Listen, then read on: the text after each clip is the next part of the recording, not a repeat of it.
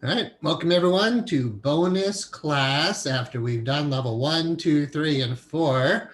That was a big project. Thank you, everybody. Thanks for sticking with all this. I mean, I'm sure you enjoyed if you're still here. I was thinking about like, 3.5 hour classes. A lot of YouTube videos are like 12 minutes. I do want to be concise tonight. There's just some information that I want to convey that relates to the Anahat meditation system based on Kabbalah and specifically the Tree of Life. And I would feel like students who practice and do what I do internally, at a minimum, everything unfolds organically on your own or with your person. You're just watching energies flow.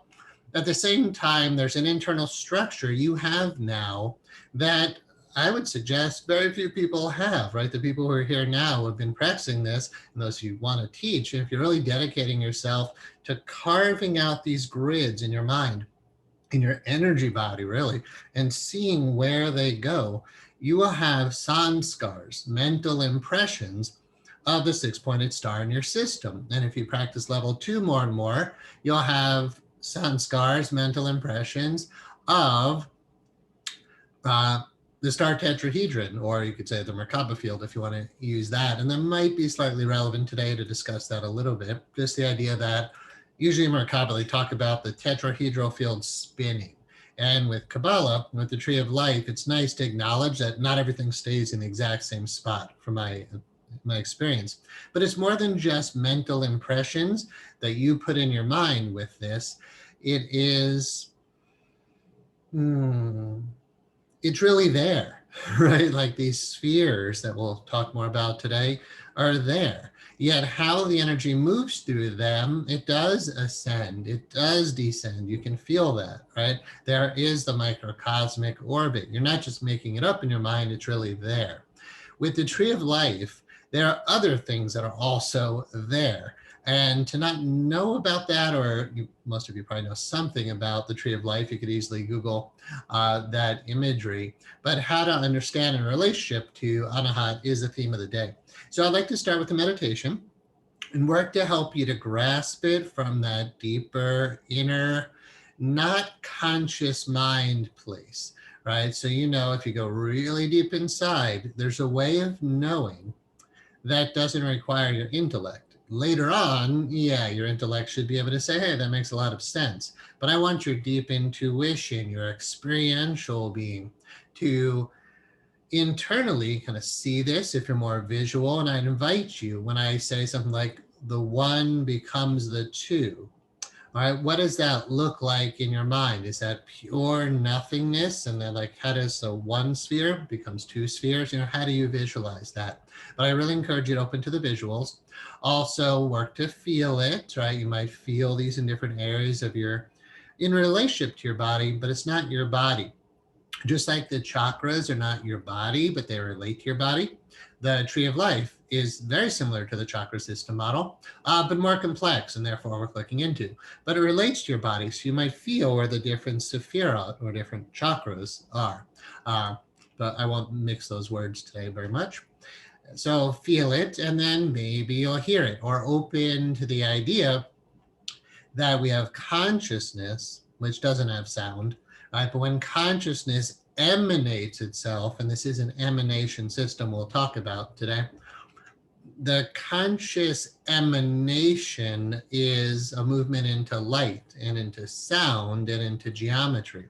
And as we talk about Hebrew a bit, we'll see that every letter is also a number. So when you have the 1, you also have a sound vibration. And when you have the 2, you have another sound vibration. And in Hebrew, they've seen that these letters are also numbers because we're talking about very primal energies that exist before we created human language, right? The understanding in Sanskrit, in Hebrew, some other languages, but certainly these, they consider them divine languages, where the Hindus, for instance, with Sanskrit, it's called the Devanagari script in Sanskrit, the ancient rishis, the seers, that's what the word means, rishi is seer, they're meditators, deep, like the guys who wrote the Upanishads and the Vedas of India. The rishis went into very deep meditation, and they tapped into vibrations, and then they kind of like internally asked or saw, it's open to, what is the vibration of ah, right? What does the ah sound look like? And different religions or different languages have different symbols for that. But the idea in Sanskrit or in Hebrew is that symbol actually isn't just like the Roman letters we use, like A, B, C, D.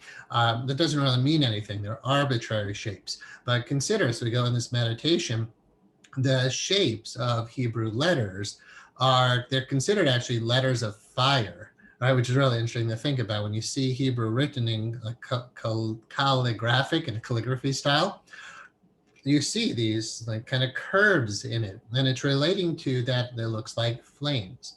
So during Hanukkah, I invite you to close your eyes, excuse me, and to join me in a little meditation to grasp this just a bit deeper.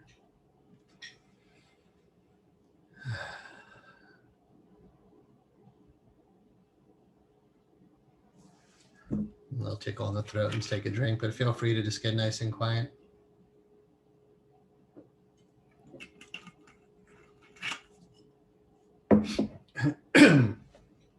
Okay.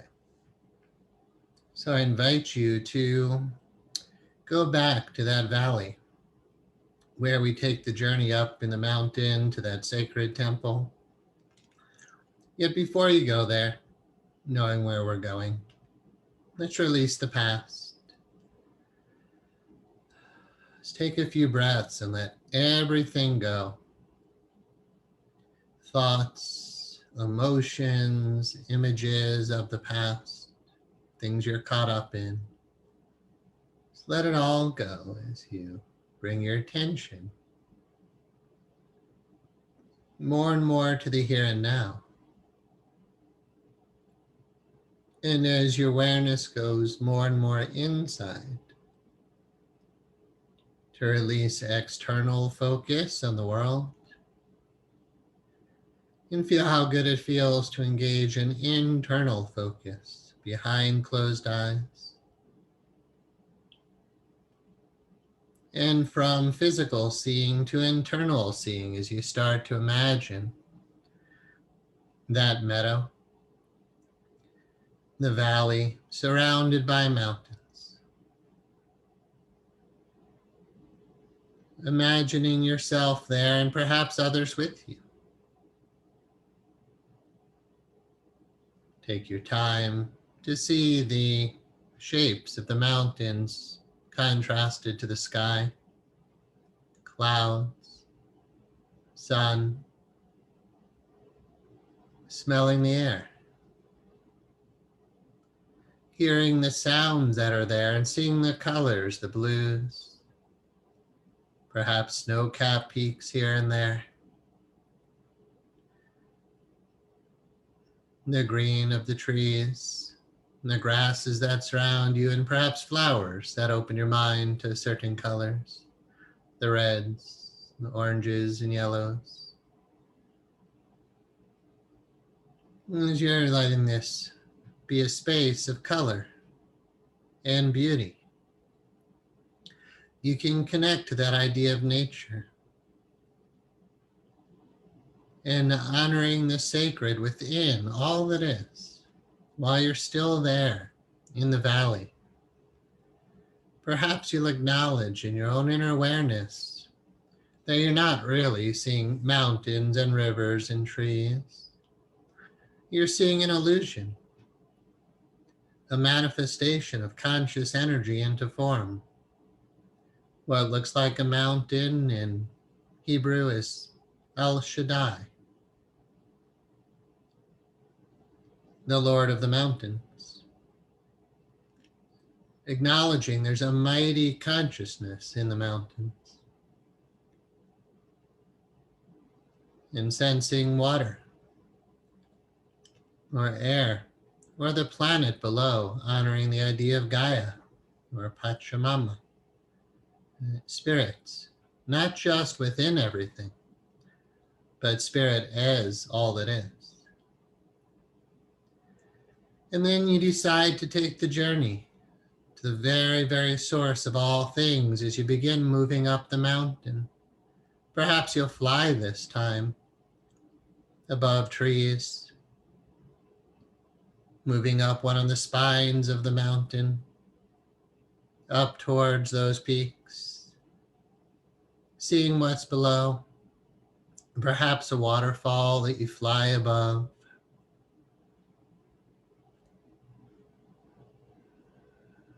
Continuing to move up higher through the clouds and flying over that area of the sacred temple structures, the meditation halls, little monks' huts, and eventually finding that sacred temple that houses this ancient wisdom. You might imagine landing in front, and again see the temple from the front. Look at it from the right side. Look at the walls and what is it made out of in the ceiling, the roof. Look at it from the back. And around to the other side to make it panoramic in your inner reality. Notice the sources of light or their windows and the doors. And back to the front where you might leave your shoes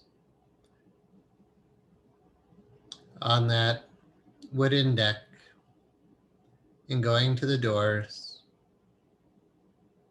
And then finding your way in and perhaps bowing at the entrance if that feels appropriate for you.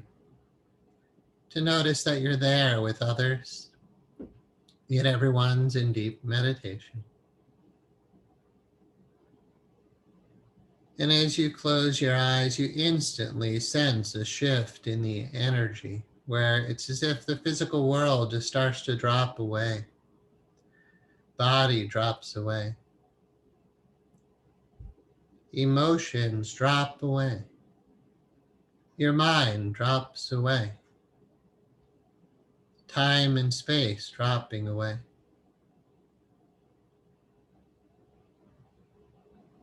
You start meditating on essence, consciousness, nothingness, no form, no names, no beginnings or endings.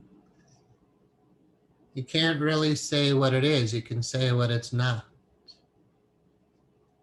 It's not time, it's not space, yet it is. It's beyond words by definition. And it's silent, it's not vibrating. It's unmanifest. It's pure peace, yet there's no duality. So there's not even appreciation. There's just being.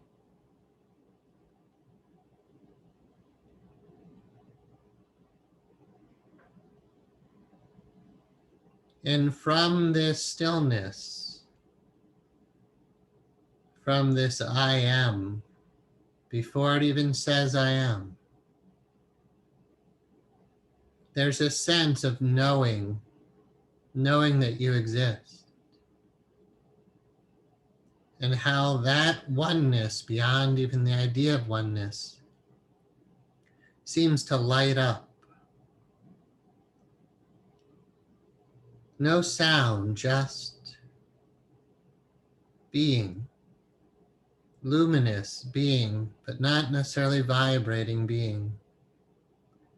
So from Anahat, we have Anahat Shabd. It's impersonal right now.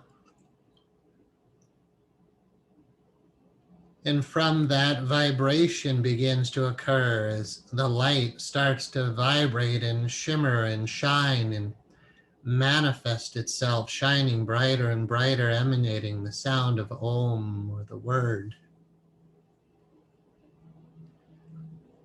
sensing light and sound and geometry unfolding.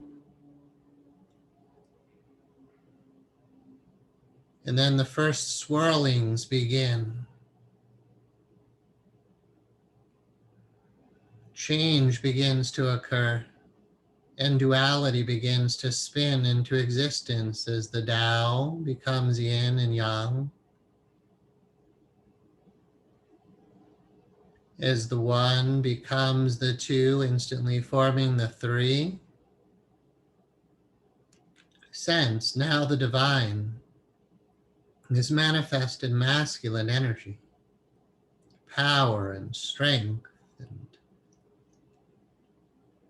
words I'll explain later, severity and discipline. There's a power and a glory. And then there's the yin energies. They're softer and yielding and merciful. And yin and yang dancing together. And this triad, this triune nature of the divine, the one and the two and the three, Tao, yin and yang, continue a manifestation. And you can sense or imagine in this space, the idea of you is formed. The idea that you exist as the microcosm, you might say a soul in the midst of infinite spirit. And as you have this idea that you exist, that you are a creation of this source, you start to sense your being, your core. And within your own core, all of the spheres that are already there, the infrastructure of the cosmos. And in all those spheres, you start to notice a top and a bottom, a column connecting the two. The idea of a seventh chakra, spirits emanating down to a first chakra at the base.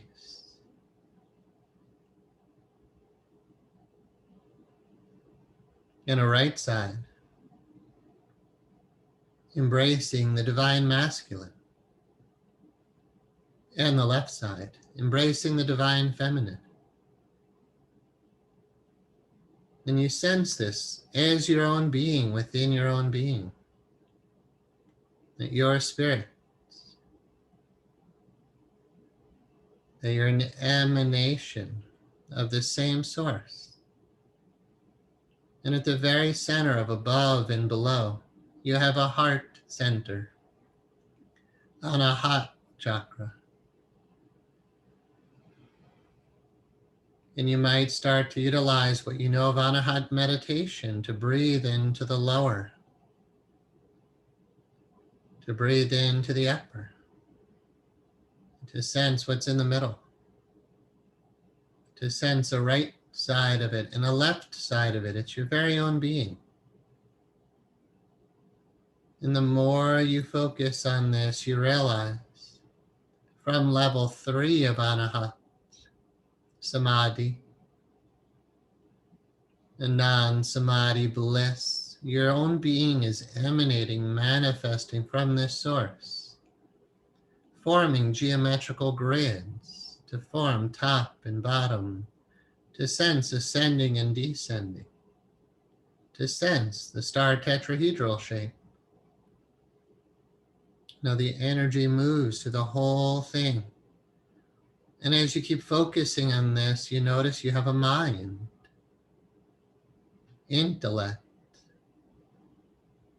memory, wisdom.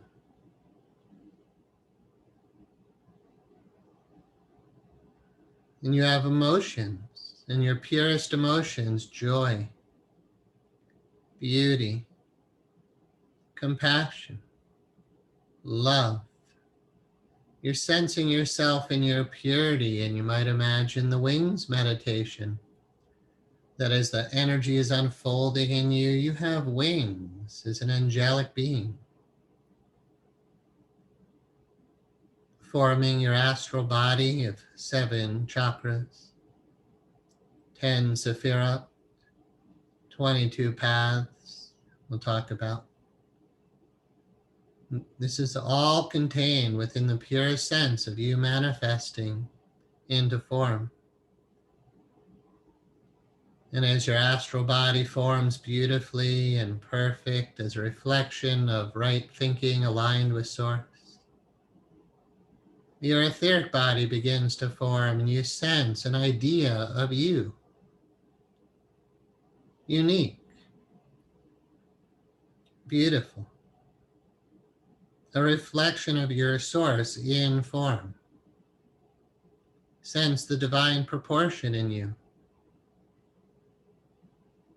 The perfect spirals of the Fibonacci sequence in you, the golden mean, the golden ratio.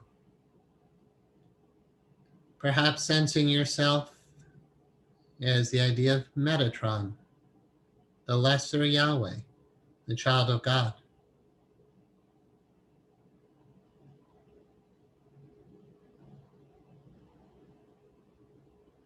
And this brings you all the way down, back to the temple, to the idea of your body sitting in meditation. And right there in the temple, all of the wisdom of the whole universe is contained in your being. And you're not alone. Many other children of God have manifested too. And we sit meditating together, just holding some of the deepest knowledge, the deepest wisdom of who we really are.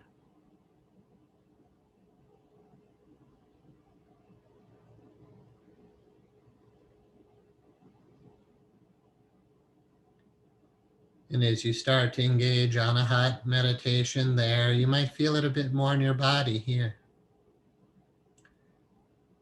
So that what's there is here. That your lower chakras and descending meditation are here, right within your own body space. And your heart chakra, anahat, or the Sephirah Tiphareth, is here at your heart, love and beauty. The 6-pointed star. In Hebrew, it's the Magen David, the Star of David, or the Shield of David. And it's right there in your heart, that 6-pointed star, for whatever reason. But you know that reason as you focus on it, the integration of ascending and descending, the real mystery of why it's called Anahat.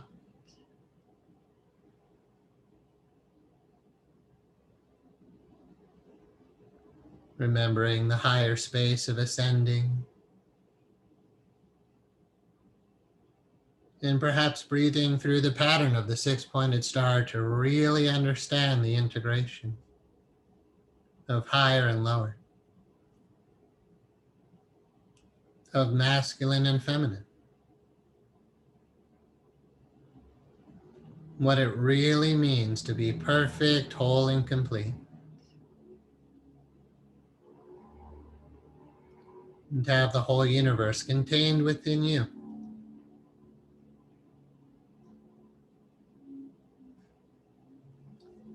I invite you to let go of the imagery of the temple and let your body be that temple now.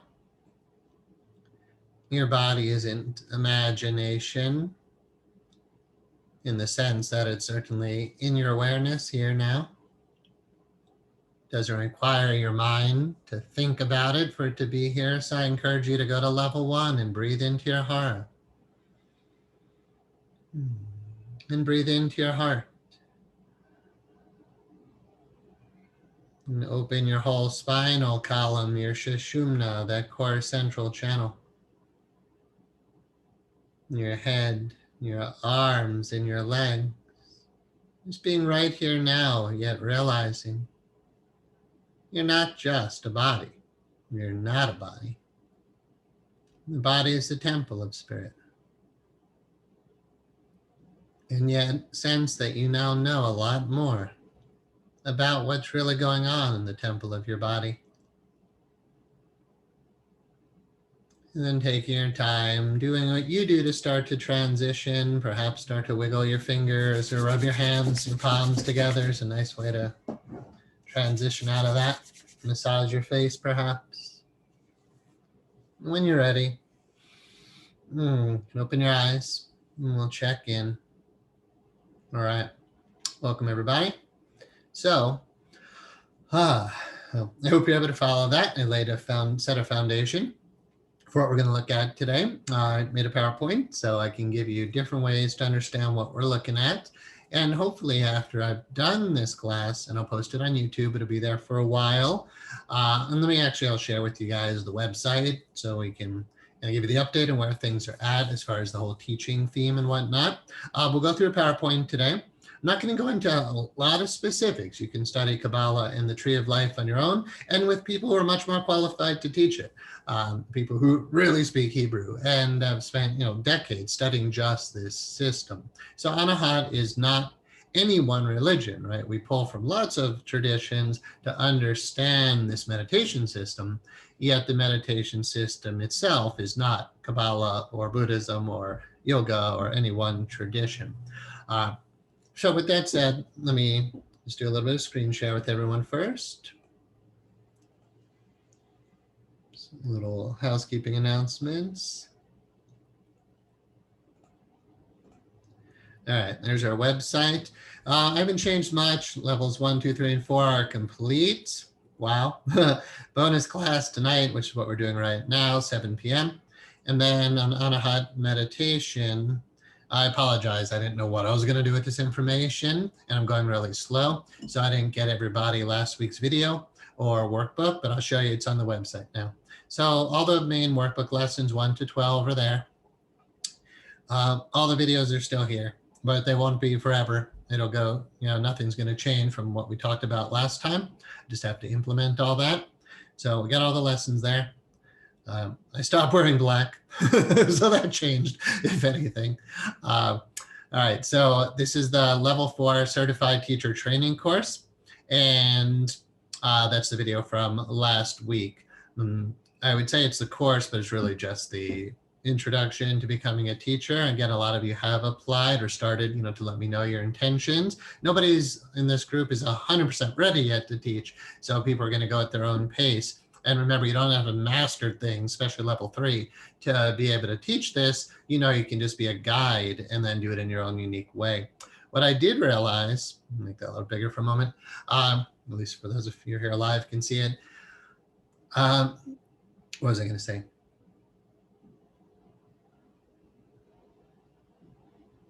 Well, that'll come back to me. So anyway, so we have level 4 up here. Audio lessons are still there. And then at the very bottom, we have the Vision of Oneness Anahat document, lesson 13, fruition. It's not quite part of the core thing. And then here's level 4. So that's the document from last time that gives you all the information on becoming a certified teacher. I'm pretty close to that thought. This went away, but we'll move on. So anyway, if you go through that whole document and go through the requirements, that gets you where you're ready to be certified, and then we'll do it.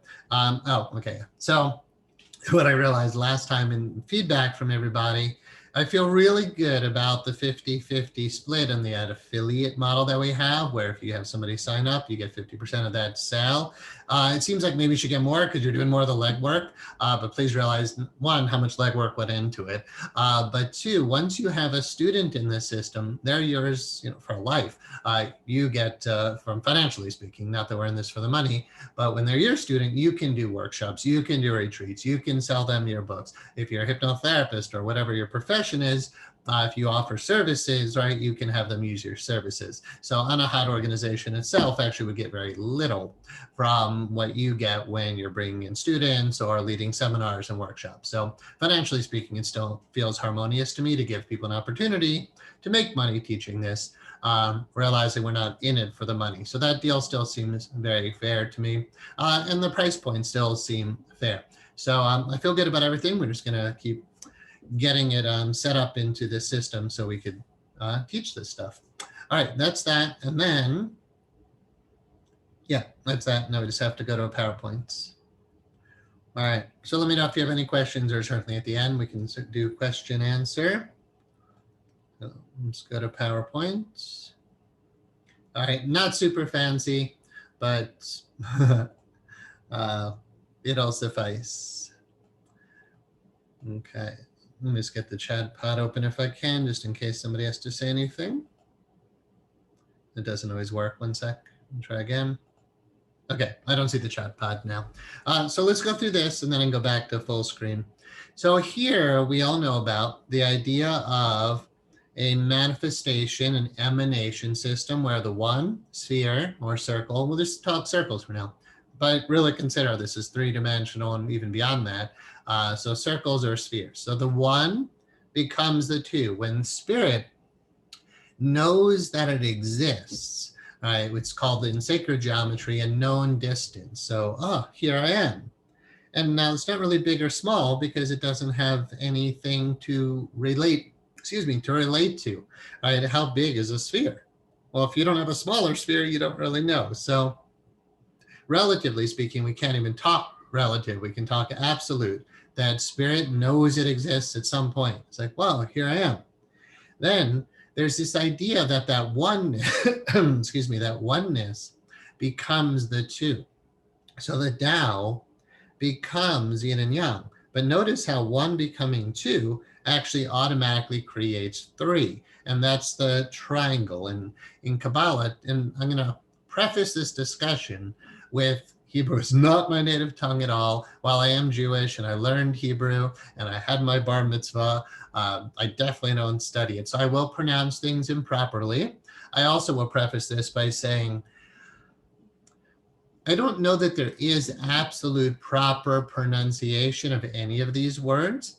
And that's not to say, like if I really spoke Hebrew fluently, yeah, I would speak the way most people speak. But when you talk about these type of words, the words for the Sephirah, or even how to pronounce that, Hebrew originally, it's an evolved thing. It's not like language just came to us in one day. You can see the ancient Hebrew, more biblical Hebrew, modern Hebrew. Hebrew didn't even have vowels in it. You had to know the words. You would just see the consonants and you would have to know, is that an E or an I or an O sound, right? They eventually added in vowels. So some of these words, especially the names of God, you can't even pronounce well with your mouth. You can hear them internally and know the sacred vibration of these words, yet how to get them through your mouth. Yet I say that with the idea that I'm not a native Hebrew speaker. So with that said, we have this idea of the one becoming the two, becoming the three. This leads to, in English, what's called the Supernal Triangle. It's the top of, it's the Trinity, you might say, in a macrocosmic sense, that we have spirits, and then we have this divine masculine, divine feminine. And which came first, it's really kind of an irrelevant discussion. Yet if you look in the Bible, Adam and Eve, right, Adam came first. The idea that the masculine energy was there first. And when you look at the tree of life, that appears to be the case. Yet it's not like this was here and then slowly this became. When you just imagine the way things work beyond time and space, 1, 2, 3, it's an instant manifestation. We can talk about it through time and space, but really it's just all there. So which came first? You can't even have one without the other. The moment the one becomes the two, the third is instantly there. So we have non-being, or the mystical no-thingness. And then eventually we have this idea of yin and yang, or masculine and feminine, or in the higher Sephirah, which we'll look at soon and define those terms better, we have Chokma and Bina. This is the supernal triangle with the higher called Keter, Kether. I don't really pronounce these properly, so Keter or Kether. So this higher manifesting down, this is supernal triangle. Anyway, when you look at the image on the screen, you realize that once we have a triangle, all we have to do is flip it over, or the cascading circular template, the 1 becoming the 2, becoming the 3, and then just see how it unfolds to eventually become actually 7 spheres. All right, so think about that, 7 spheres relating to the 7 chakras, or the 7 levels of creation, or the idea of going back to the highest 7th heaven. And then notice, of course, the 6-pointed star unfolds beautifully in this glyph called the fruit of life. So the very essence of all of creation is rooted in this. To me, and others, the idea of a 6-pointed star being a powerful religious symbol has a very different meaning than a crucifix, right? Christianity has its own symbol, but actually that symbol is a symbol of a capital punishment device, right? Where that's what was used, according to the story, to basically kill Jesus. And then him rising from the dead is actually what made that whole thing, and his life and his teachings, right, made that whole thing really significant. Yet it's not really a symbol of harmony and balance. It's a symbol that you could interpret as relating to the idea of resurrection and the overcoming of death. And remember, Christ was a good Jewish boy. He was probably bar mitzvah like I was, and he passed away at 33, which we'll look at today. 33 is a very significant number in this whole system. But realize Christ was Jewish, right? And the teachings, the Essene traditions, and the Kabbalistic traditions that were there at the time, but not necessarily as evolved, because you know, about 2,000 years to evolve the system of Kabbalah. But a lot of these teachings were there. The Torah, it's called the Pentateuch, the 5 first books of the Old Testament. So the Bible has Old Testament and New Testament. All right, Old Testament, some of you don't know this. Old Testament is Jewish. We started this. And then Christ came around, and then we have the New Testament and the writings of Paul and the epistles in there. But basically, the Old Testament was already in existence when Christ came around. The 5 first books of that are called the Pentateuch, which are the books of Moses. And that's not necessarily historically the case, that's definitely debatable, but somebody named Moses supposedly scribed these writings. The beauty, though, of these writings is they were written by scribes who had to trace every letter exactly. If they made a single mistake, they were taught the whole universe would crumble, right? Because they didn't have printing presses and computers to duplicate the Torah.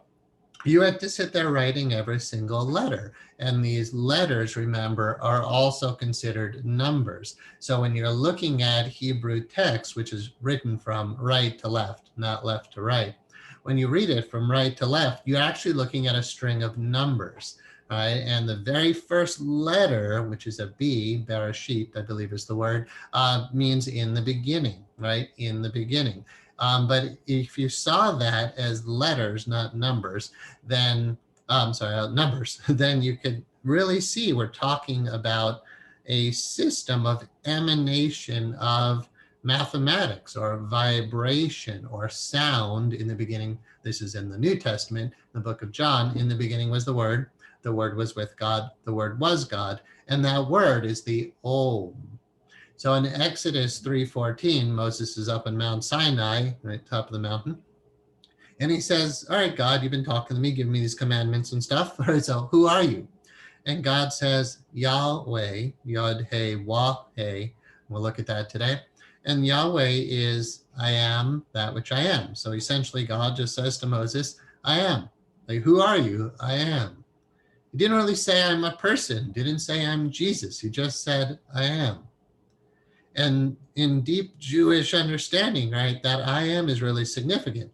And then when God speaks the word into existence, that I am starts emanating. So Kabbalah, Jewish mysticism, is a way of understanding an emanation system, very similar to the chakra system, yet I'm going to say more elaborate for sure. And again, I'm not going to go into teaching or pretend I really can. All right, so here's our basic foundation. First slide. Second slide. If you consider this, what's called the larger, what I call the larger flower of life template, the one on the left, here we have spheres or circles, right? And they're everywhere. So if you close your eyes and just imagine your head is a sphere, but it's the result of a more subtle sphere, which is really your consciousness. Your heart is a sphere, that region, right? In the lower jiao in Chinese medicine, the lower, the hara, the second chakra region, right? There's a sphere there. And anywhere you notice a vortex, a point, right? So if you have a triangle, wherever there's a point, the point is actually a place of intersection of other spheres, right? So underneath everything, you might think of are bubbles, right? That God is this infinite ocean, and bubbles manifest in this ocean, little known distances, little droplets of the whole, right? So the ocean is made of many drops. Yet here we're looking not just like amorphous drops that don't really have structure. Here we're looking at structure. We're looking at curved lines that are feminine. And if you look here on the image, you have straight lines, which are masculine. The whole universe is contained in these glyphs. So just keep looking at the glyph on the left, make it a meditation now. And you'll see the six-pointed star right in the center. And you see this flowering, and like everything is there. Now, what the ancients did to kind of contain this wisdom and to make it teachable, they turned it into the flower of life, which is the image on the right, which you could talk about for many hours. But look very carefully at that, at the center column in the center, right? And now all you have is conscious spheres, right? Just beingness, awareness. Yet now we have a top and a bottom. Now we can, and we have triangles. So we could have ascending flows and descending flows. We could have straight lines. We could have lines for the left, lines for the right. In Psalm 23, I believe it is, the 23rd Psalm, it says, thy rod and thy staff, they comfort me. Surely goodness and mercy shall follow me all the days of my life. This idea that there's a left and a right, that there are two columns, and therefore in the middle, a third column, are really important. We have this in the chakra system we'll look at. Sushumna is the central channel. And the left, we have, I always forget the Sanskrit, Ida and Pingala, solar and lunar. I believe Ida is solar, but doesn't matter. You get the point. So solar and lunar, masculine and feminine. And Kabbalah has the exact same understanding. So if you understand the chakra system, which I hope you do by now, then you'll understand these teachings. We're just going to elaborate a little bit more to give you stuff to meditate on. All right, so here's the actual tree of life. Notice how it is perfectly found in the flower of life. So it's not arbitrary, right? It's exact precision for where these points are. So if you're going to draw the tree of life, it does need to be in proper proportion, because in sacred geometry, you can cheat, right? It's like you're trying to make things match the body to match your theories, but you have to make the lines longer, shorter, it doesn't really work. But here you can see, should be able to see the cursor. These are called Sephirah, if I pronounce that properly, probably not quite. But there's 10 of them. So we have 1, 2, 3, 4, 5, 6, 7, 8, 9, 10. And I'm not sure I trace the exact order of manifestation with the cursor there. It doesn't really matter.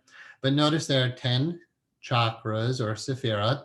And there's always going to be a deeper level to this. There's more of the physical level of it. Like we talk about level 1 of Anahat.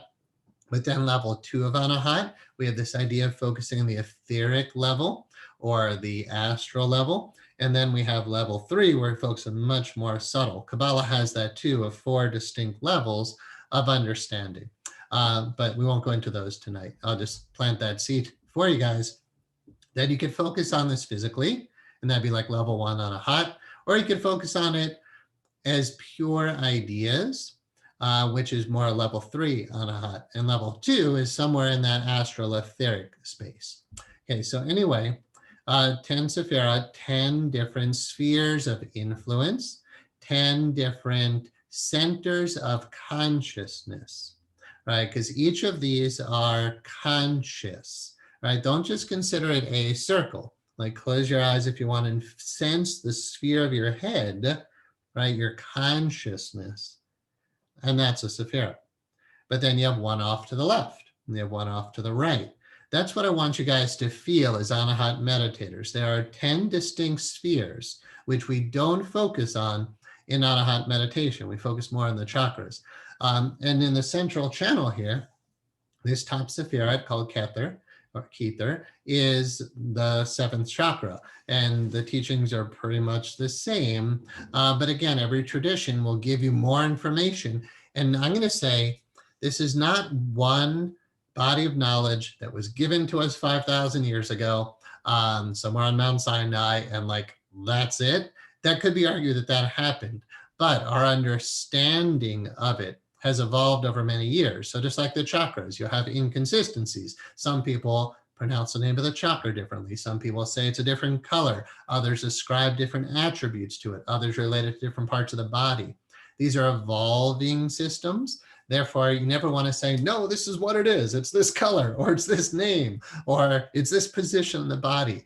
To me, what I want to introduce to everybody here is the opportunity to meditate for yourself on this and to let the tree of life within your own being reveal itself to you. Because as I do that, it's so infinitely beautifully sweet. It's like, wow, everything I want to know about creation is in my own body. It's like you were incarnated with the guide, the training manual, with the rule book, the owner's manual is like inside of you. If you want to understand the nature of creation, you just meditate in the temple of your own body. And you can focus on these different energy centers to really grasp what they're all about. So I'll explain this in more detail with better charts. But essentially, you have this upper triangle that we talked about a little bit, the Supernal Triangle. But notice how, we have 10 spheres. You want to know that right now, 10 Sephirah. In the central column, this would be the Shushumna, the core central channel. Here at the center, this would be Anahat Chakra, or what's called for the Tree of Life, Tiperet, which could be translated as beauty, right? So at Anahat, we have some deep understanding of what that word means, and the heart we know is about love. Yet the most consistent word you see for this center in Kabbalah is beauty, which is really nice to reflect upon. And then down to Yeshod, more of the second chakra area, and then down to Malkuth at the tailbone. And so Yeshod is foundation and Malkuth is kingdom. And what do these words mean? Why are they using these words consistently, right? From Kether is like the first swirlings. So when God starts saying, let there be light, emanating, in Sanskrit, the word is parinam, change starts to occur, the first swirlings. Remember, the crown chakra is a 1,000-petaled lotus. It's an emanation of light, right? But there's something before all that light, which we'll talk about. The Kabbalah system, the tree of life here, you can understand the 10 Sephirah. You can meditate on them, you can read about them, but beyond the 10 Sephirah, there's one hidden Sephirah we'll talk about tonight, and then there are 3 levels, if you will, beyond the tree of life. And we'll talk about those, yet it's really important to understand in Judaism or in deep Jewish mysticism, Kabbalah, you can talk about them. You can know them, but not with your intellect. You could experience them, but not with your conscious mind. Right? So to really grasp all 10 Sephirah and the 22 paths I'll allude to in just a moment, and the deeper hidden Sephirah, you can only do it in deep meditation. You can read about this stuff, of course, but the intellectual understanding is not what this is really all about. That's a more primitive way to get into it. You have to be a meditator to really get this. So, excuse me, like I said, there's a lot to share. So the core central channel here is important, and realize, let's talk about the paths. So you have 10 Sephirah, and you have 22 paths, because the lines that connect each are very important, right? So let's just look at, we'll keep with the Shushumna. The crown chakra, if you will, Kether, connects all the way down to the first chakra, or Malkuth, right? So this one line can be given a number. I don't know the exact number, but the point is you can say, what's the relationship between spirit and earth, right? The top is spirit, the bottom is manifestation, but for us, that's, the thing called earth. That's this planet, but it's the physical plane, right? It's not as limited just to this earth, right? It's the entire physical.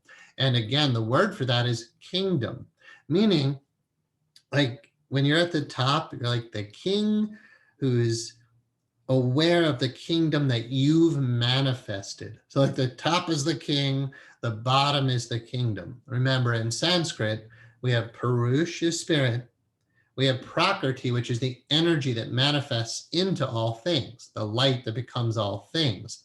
But remember, that light is in the service of spirit. Prakriti is in the service of Purush. So the idea is your consciousness emanates, like consciousness emanates all that is. And the final result, the final manifestation is at the first chakra, or down here at Malkuth, kingdom. And second chakra here, or Yeshod, is foundation. Foundation, I would explain that, again, you can talk about these for hours, is the etheric plane. The idea that before we have physical, we have a foundation, a blueprint of what will manifest physically.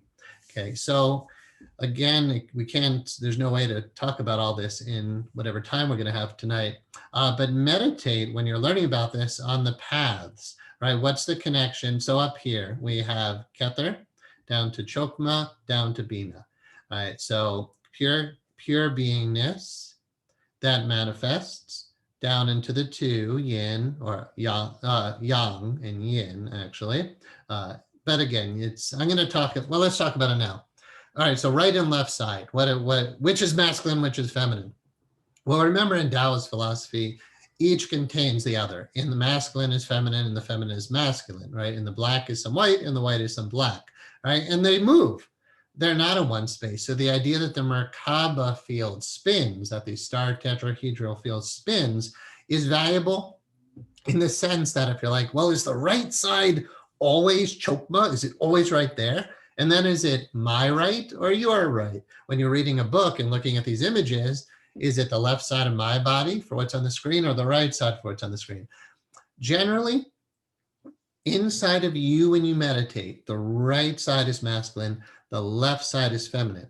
So on the screen, when you see bodies, which we'll look at, the image superimposed on a body, which side is it? It's more valuable for me in meditation to not really care, but to sense, okay, here's the Sephirah of Chokma, here's the Sephirah of Bina, and there's a connection between the two, right? So I can meditate on one and the other, and the line in between. So it's about relationship, because remember, spirit by itself has no relationships. There's the beloved, God is the beloved, but when there's no lovers, no children of God, how can God know God? God doesn't need suffering to know God, by the way. People say, but you need suffering. No, you don't need suffering. Because the one manifests as the two and the three, right? So we have this Father, Son, if you will, Holy Spirit. You have beloved, lover, and lover, right? Which is why relationship is so important. These connections that we have allow us to know ourselves. If you imagine just pure being, there's no love, there's no joy, there's no rapture, there's no pleasure, there's just, here I am. But then when God becomes Chokma, becomes the masculine, right? It's like, oh, here I am, this is cool, I like being a guy, I like being masculine. But then, because of that, the divine, so Adam and then Eve, right? So as the Bina, as the divine feminine appears, now we've got this whole thing we can enjoy. That's the whole essence of creation. So again, you don't have to suffer to exist. You don't have to have fear or hatred to, God forbid. Like, you don't have to have these negative energies. Up in this space, you can know love and bliss and joy. And I guess you can know love. Yet then we have this emanation down to the heart. So now let's look at, we got the top here. Consider the top as soul or consciousness, you. But now here's the heart, beauty, Tiphareth, or love. if that helps you to see it that way. Now, spirit has a relationship with beauty, right? When you see a beautiful mountain range and you see beauty, you might say that's that line. That's that relationship. That's that connection. I forget the Hebrew, but the word, remember, it's called Gemetria. If I say that properly, Gemetria, let's show you a slide here. Gematria is the idea, like I said, so the 22, notice that number, 22 Hebrew letters and the numerical values. So here's Aleph. So Aleph, Bet, Gimel, Dalet, Hey, they teach us this stuff in Hebrew school. But again, you're saying the number 1, the number 2, the number 3, right? And you'll see when we look at Kabbalah and the Tree of Life, where these numbers superimposed on the glyph of the Tree of Life itself. And then all these letters, again, letters of fire, energy, right, that manifests into the whole universe that we see. So in Gematria, this idea that numbers are letters, there's many different names of God in Hebrew, but the essence of God and the word for nature have the same gemetrical, if you say that properly, the same gematria value. So I forget the number, but let's say one of the names of God is 72, the value of 72, which is a very sacred number in this system. And again, I'm not saying this is the exact number, but the word for nature is also the same numerical value. Again, I forget the exact numbers and words. But if you, like I said before, when we started the meditation today, when you're standing in the valley, looking at all the mountains, appreciating God within nature, it's not just God within nature, it's God manifested as nature. In Islam, in Sufism, there's a word called Kibriya. Kibriya means glory. And remember, Islam comes out of Judaism and out of Christianity in a sense. So it's part of the Abrahamic tradition. These are the 3 major Abrahamic religions all the way back to Abraham: Judaism, Christianity, Islam. So this idea of the Kibriya, or the glory of God, and again, you can interpret this in many different ways, but the Kibriya, the glory, is the kingdom. But the kingdom is the first chakra, is Malkuth. So from Yeshad, the foundation, down to Malkuth, the manifestation. So when you see nature, don't think God is in the mountain. So I meditate, I live in mountains, I'm addicted to mountains. There's a reason why, I'm not gonna put myself in this category, but there's a reason why the great saints retreat into the mountains, not just in the deserts too, for sure. But remember, I gave you the Hebrew El Shaddai. That's God as Lord of the mountains. And you can sense the presence of El Shaddai in the mountains. But remember, it's not that God is in the mountains, God is the mountains and the waters and everything, right? But the idea that God and nature are one is like the shamanic idea that I've learned about in South America largely and whatever, but Pachamama, or Gaia, the idea that Earth is conscious, that this is a living being, that everything is God. And Kabbalah is teaching, I would say, exactly that. So 10 Sephirah, 22 paths, right? All the lines that connect. And so you can meditate on the relationship to each one, and realizing the secrets of the universe are said to be contained within that. So the image we have on the right, without all the other imagery, is the exact tree of life, the 10 Sephirah and the 22 paths. So what's with this 33 business? In the Masonic tradition, there's 33 levels of initiation. Your spine has, is that accurate? I think your spine is 33 vertebrae. And Jesus was killed. I don't say died, he was murdered at 33 years old. So what's that all about? You have 22 and 10. The 33rd one, if you will, or the 11th Sephirah, is right around here where the cursor is. It's higher up. It's kind of like throat chakra. It's kind of in between third eye and throat chakra. But why is it secret? Why is it hidden? Well, it's not your throat, and it's not your third eye. I'll talk about it and help you to move into it, because it's a very profound thing to meditate upon. It's called Da'at, D-A apostrophe A-T or A-T-H dot. So yeah, we'll go into it. Let's move ahead. All right, so you've got the letters. I just want to introduce you to Gemetria, the idea that, and to see it visually, that every letter, every sound vibration also has a numerical equivalent, and realizing at least the first 5 books of Moses were intentionally written that way, that every word was not just a letter, it was a number, right? And the Hasidic Jews and Kabbalah who practice Kabbalah, Jewish mystics, they study every line and meditate on it, not just as the words, not just as Adam, was with Eve. It's like, what is the geometrical value of the name Adam? And I'm meditating on it that way, not to go into too much detail there. Okay, next. We have the idea of the divine proportion, the idea that your body is not an accident, right? If you're an Arahant meditator, you understand the body is a temple. So here's Vitruvian Man by Da Vinci. And it's not really relevant to go into the golden ratio here. I just wanted to offer the idea that from the circle, which is spirit, right, in sacred geometry, and the square, which is considered earth. So the idea of square is first chakra or Malkuth. It's the earth, right? The earth, the 4 corners of the earth, that whole idea, not that there's a flat earth, right? But the idea that the earth is in geometrical talk, like first chakra, the kingdom, Malkuth, the earth is the sacred geometrical square. Symbol for that is the square. But the circle and the square are integrated. In Da Vinci's image, it's really important to understand this for Anahat. In Da Vinci's image, the man is standing. And you can see, wow, with the arms and legs, you can contemplate the human figure, and you can see there's something interesting about it, right? Like why do chiropractors use this image? Why are we fascinated with this image?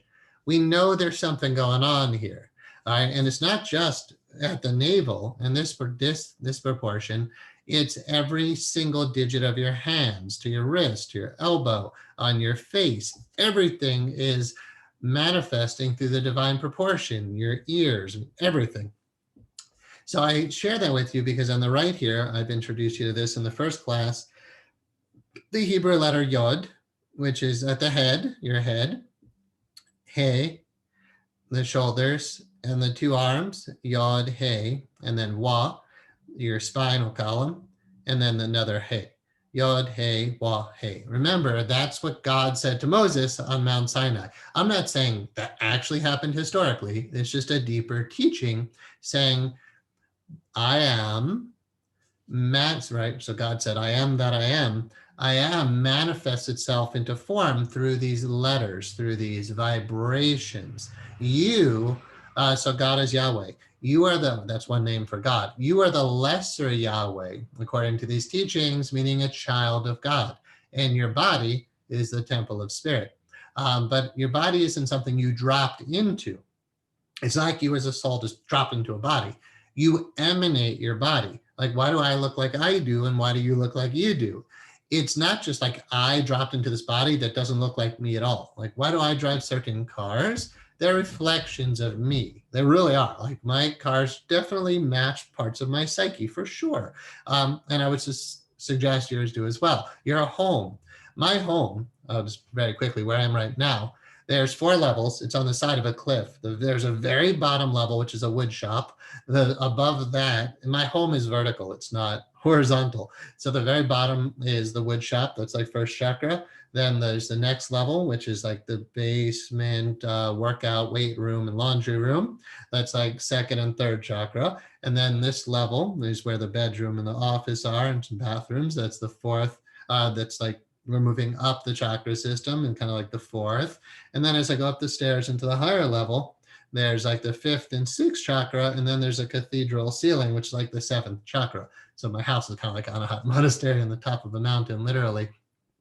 But look at the way the body is here, right? You have these lower levels and then up the spine. I'm looking at the image to the right where I'm moving the cursor, up to your 5th chakra at your shoulder region and up to your head. So And your body, right, is matching these divine proportions. Not everybody's body matches that, like we talked about, but like I said, I don't think that's an accident, right? There's they made a mask that was perfectly divine proportioned, and they kept putting it on different people's faces, and they're like, whose face perfectly matches that? And in that one study that I read, it was Halle Berry's face, which exactly matched those divine proportions. It's like the essence of beauty, if you will. Now, again, I don't think we should be judging people who don't match that exactly, but again, everything that you're experiencing is a reflection of you in these teachings. You didn't just drop into a body, just like your car is a vehicle, but your car really is a reflection of who you are, just like your home is. And the people around you are reflections of who you are. Your body and the way you look and the way you speak, everything is a reflection of who you are inside. But not who you are in the sense that you can change that. Your essence you can't change, but you recreate yourself at every moment. You constantly make choices about, are you choosing fear or love? Fear is going to distort these grids. Love blossoms them beautifully, right? Tiparath, remember, the heart is beauty. All right, are you emanating beauty? And, you know, is anger and fear and hatred and jealousy and greed, that's not beautiful, right? But love and compassion and joy and wisdom and kindness, that's beautiful. When we emanate that, we manifest more of it, because again, it's an emanation model in Kabbalah. Okay, next. So here's, actually that is my body, right? Remember in the Anahat meditation stuff in the Sacred Geometry meditation book, we took a picture of my body in meditation. We had an artist trace it out and drawn a little face in there, but essentially, you know, that is me, it's my body. And then look where the grids line up. The reason I'm showing you this, many reasons. Here, Da Vinci showed the body standing, and you can get some insight about what's going on. But in Anahat, we look at the body sitting, and we primarily, therefore, just look at the spinal column, from the tailbone to the crown. The image on the screen, remember, is Metatron's cube, and here, the lesser Yahweh, meaning the child of God, or the microcosm, the lesser Yahweh, Metatron is considered an angel. That energy, though some of you resonate with that energy of Metatron. So Metatron's cube, this idea of the lesser Yahweh or Metatron, is really us. And when it comes down to it, you have these grids inside of you. So the larger grid here is Metatron's cube. And then in this image, I traced out, these are golden triangles based on the golden ratio, which is here. Right, so this proportion, A and B, is here in these triangles, exactly. And you know, you can double check me on that. My words might not be 100% accurate. Sometimes I might say the wrong, very technical term. But when it comes down to it, these are golden triangles, just like these are golden rectangles. And on a hot meditation, the energy moves, right? We have a descending energetic, which traces this triangle. We have an ascending energetic that traces this triangle. So they look like they're not quite right? They're not as harmonious as the equilateral triangles of the six-pointed star. But in Anahat, this is where the energy flows. And again, we can connect points. So here's a energy center, right? There's a circle here. There's a circle here. Notice how there's a circle at the shoulders. The very center of that circle is where your acromial process, the very edge of your shoulder, your collarbone, the acromial process right there, that's the very center of that circle. Not by accident, right? Not by coincidence, by intentional divine manifestation. So you might call this intelligent design. I don't love that term. And, is there evolution? Sure, but is there creation underneath all of it? I'm going to say yes. I would argue, yes, creation is real. Creation is more real. And yes, everything is evolving. But remember, we have absolute and relative. God creates on the absolute. Nature is evolving in the realm of the relative. These are not contradictory theories if you understand these teachings. And intelligent design is kind of that in-between place of creationism and evolution. So I don't find conflict with any of it, unless you're just too fundamentalist in your views. So anyway, I wanted to show you Metatron's cube on the body, and the idea that, remember, Metatron's cube is 13 spheres, and the lines that connect the spheres. We get the image of Metatron's cube by having the 13 spheres, which come, you can't find the 13 in the flower of life, but you have to get the larger template, and then you could extract those 13 spheres from the larger template. And there, again, so we have spheres or vortices of influence, if you will. And then again, connecting the lines is a powerful idea, or connecting the spheres with lines is a powerful idea. Okay, and again, notice how at Anahat Chakra, all the lines converge into one very powerful point where we have a very clear 6-pointed star. Remember, we have a star within a star within a star. It's a fractal. And the more you meditate on fractals, the more you can understand this. Okay, so here are the chakras. Remember, at the base, we have the square, like the square of Earth, the 4 corners of Earth, the solidity of Earth. And then at the top, we have the sphere representing spirit. So these are the chakras, right? 1 down to this. So if you counted from the top down, right, the first emanates the second. And here at the third eye, Ajna chakra. So the crown, we have Sahasrar, and then down to Ajna. And here you have your third eye, where the 1 becomes the 2. And if you understand the chakras and what each one relates to, so here we have spirit, then we have vision, is usually what the second is considered. Or I would suggest the word creation is more appropriate up here.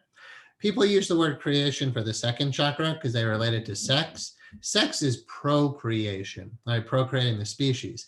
But true creation is happening way, way higher than your body. So when people say second chakra is creation, it's an incomplete use of the word, I believe. Okay, so remember, every chakra has petals, lotus petals. The first one is 1,000 petals.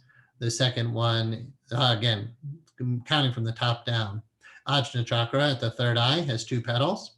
But then when we get down to the throat chakra, we have, I forget the number, but it's accurate on the screen if you want to count those. We have a lot more petals. And what are those petals? The spheres, right, of the flower of life. And you can connect very easily. The geometrical symbol for the throat is a triangle. And is it pointing up or down? We talked about this in the first class. Down is relating to the energy flowing down, but the energy could also flow up. In this image, which I did, I put the throat going down and the solar plexus going up, because I'm showing at the heart is where the energies converge, right? So why is the heart so sacred and so important?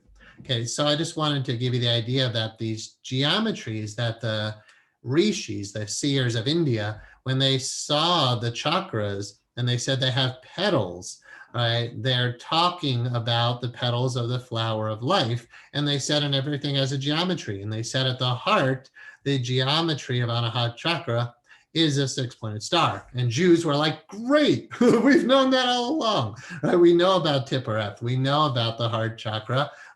We just call it a Sephirah, and we honor it as beauty. And yes, the 6-pointed star is right there. So when Anahat came to me in 1996, all these revelations and meditations, I knew I was born Jewish, and the 6-pointed star just like unfolded in my being. And my grandmother always said, you have a Jewish soul. I'm like, I'm not really Jewish. I'm kind of more Jubu, Jewish Buddhist. At the time, I'm like a Jubu, Jewish Buddhist. So I was very Buddhist and also a yogic practitioner. I love Hinduism. I love Christianity. I love Taoism. So to my grandmother, I'm like, I'm not really Jewish. I'm kind of everything. And she's like, no, you're Jewish. You have a Jewish soul. And I was even talking to my parents this morning because it's Hanukkah. And my mother's like, we're not really religious. And I'm like, she's like, but I sense this like lineage, like the lineage is important. And I'm like, yeah, it is. I'll just tell you a couple of things about me and Judaism, if that helps. There's actually a lot of stuff here that's worth acknowledging that I'm going to, even though I didn't expect to. So my grandfather would always tell us, we are Kohanim. It's a derivative of the name Cohen. And Cohen, the Kohanim were the high priests of Israel. So my lineage has like rabbinic energy in it. Now I know the high priest of Israel got a bad rap for killing Jesus, but that was just a couple of people, right? Before all of that stuff, for thousands of years, there were priests who held this sacred wisdom. And my grandfather always it reminded me that we're part of that lineage. Now, the Kohanim have a blessing, and their hands go like this. And the Kohanim would actually bless the congregation with a blessing that looked like this. So my grandmother was born on November 11th. In the same lineage, my aunt was born on 11/11. She was born at 11/11, and she worked at 1111 Roosevelt Avenue in New York City. So 11/11/11, right? When the Kohanim would do this at their third eye to bless you, look how the hands form a triangle. So I could go on and on about that, but the idea is there are no accidents. And to understand Da'at, the 11th chakra, the 11th Sephirah, you will start to understand why the Kohanim do that as a blessing. Anyways, like I said, we can talk about this for years. So 6-pointed star at the heart, there's a reason why it's a symbol in Judaism. Now, that came about much later, actually. I think it was only in like the 1950s, if I remember the history correctly, the Zionist movement. They're like, hey, we as Jews don't have a symbol. Christians have a symbol. They have the cross. What's a good symbol for us? And they, in the Bible, in the Old Testament, David, I guess, had some wars and whatnot, and he went to battle with a shield. And on his shield, he had a 6-pointed star, and that's the Magen David, or the shield of David. So that's why the 6-pointed star, as I understand it, is a major Jewish symbol. But obviously it's deeper than that. Like, why did David have that on his shield when he went into battle? Right? And like, there's a deeper metaphor there. Like, when spiritual beings go into battle, they're really just fighting off illusion to embrace truth. Right? We got a lot of people right now in America who are embracing illusion. I hope you know what I mean. There's a lot of people who are willing to look at falsehoods and turn them into facts, however they do that. That's illusion, delusion, and error, and running your life based on delusion, and error. The 6-pointed star is a symbol for the underlying essence, which is still perfectly intact. The truth is God created it, not the way we make it up in our mind. So Magen David, or the shield of David, the star of David, is like a way of saying, if you meditate on these glyphs, you can realign yourself to the truth instead of the illusions of your ego. All right, so that's Judaism according to Matthew. Moving on. All right, so here we have the tree of life over the body, and we actually have another symbol, as you can call it a symbol, that we haven't talked about, and I don't think we will, but you can read about it in my book, The Sacred Geometry of Meditation. It's called the Tetracties, and I'll talk about it briefly. You see these major bullet points on the body. So 1 at the third eye, 2 at the shoulders. I know there's 4, but just bear with me. 1 at the third eye, 2 at the shoulders, 3 at the heart, 4 at the level of the kidneys. That is your ascending triangle, right? In the tetracty shape. 1 becomes the 2, becomes the 3, becomes the 4, becomes the 10,000 things, as they say in Taoism. But also we have 4, 1, or start from the bottom, 1 at the hara, 2 at the kidney level, 2 kidneys, 3 at the level of the heart. But remember now, 3, we have a left column, a central column, and a right column. Or if you look at the body, this person's left, this person's right, and the very center. And look at the center where it all converges in a 6-pointed star.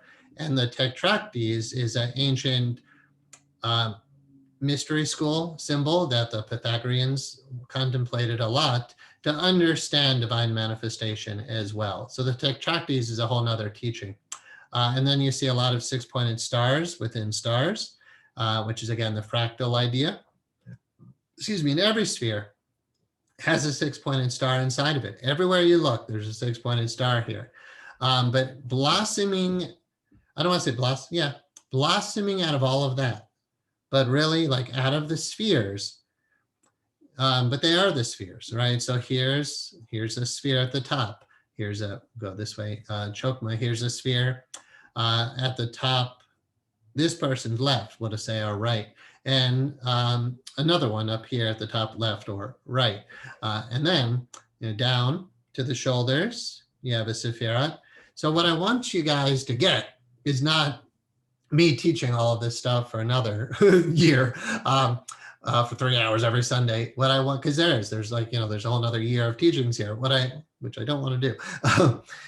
The idea I just want to leave you with is you can meditate on each of these spheres in your own system and start, this is the main thing, to organize your mind based on this structure. The Masonic tradition, they know about this stuff and they help to groom usually men, it's a more male fraternity.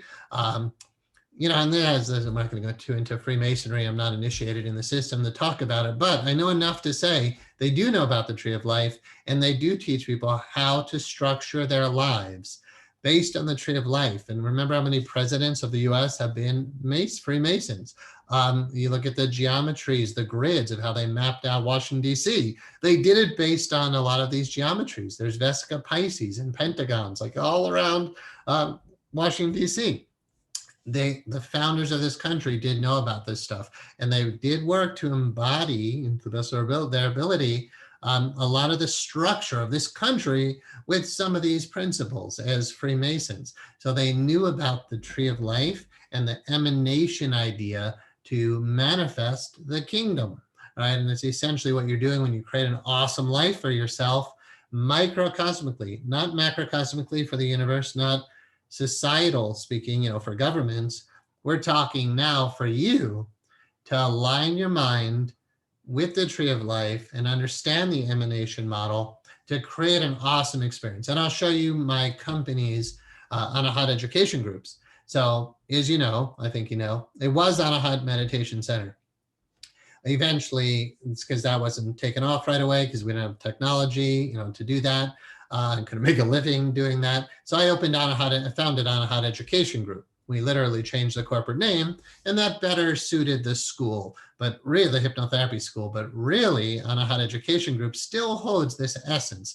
And the underlying structure of everything I do is still based on all of these principles. And that's the stuff I wanted to convey tonight.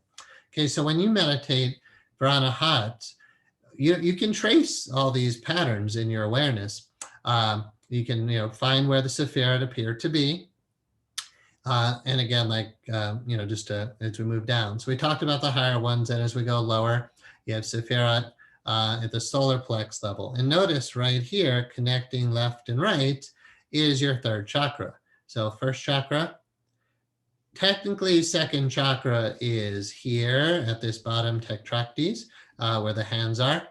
But when I meditate on it, I am focused on Yeshod, this kind of second chakra area. It's not quite third, it's not quite second. So there's value in putting your attention right there, because look at where all those energies do form another vortex, which is, you might say, more of your, actually that is exactly your navel.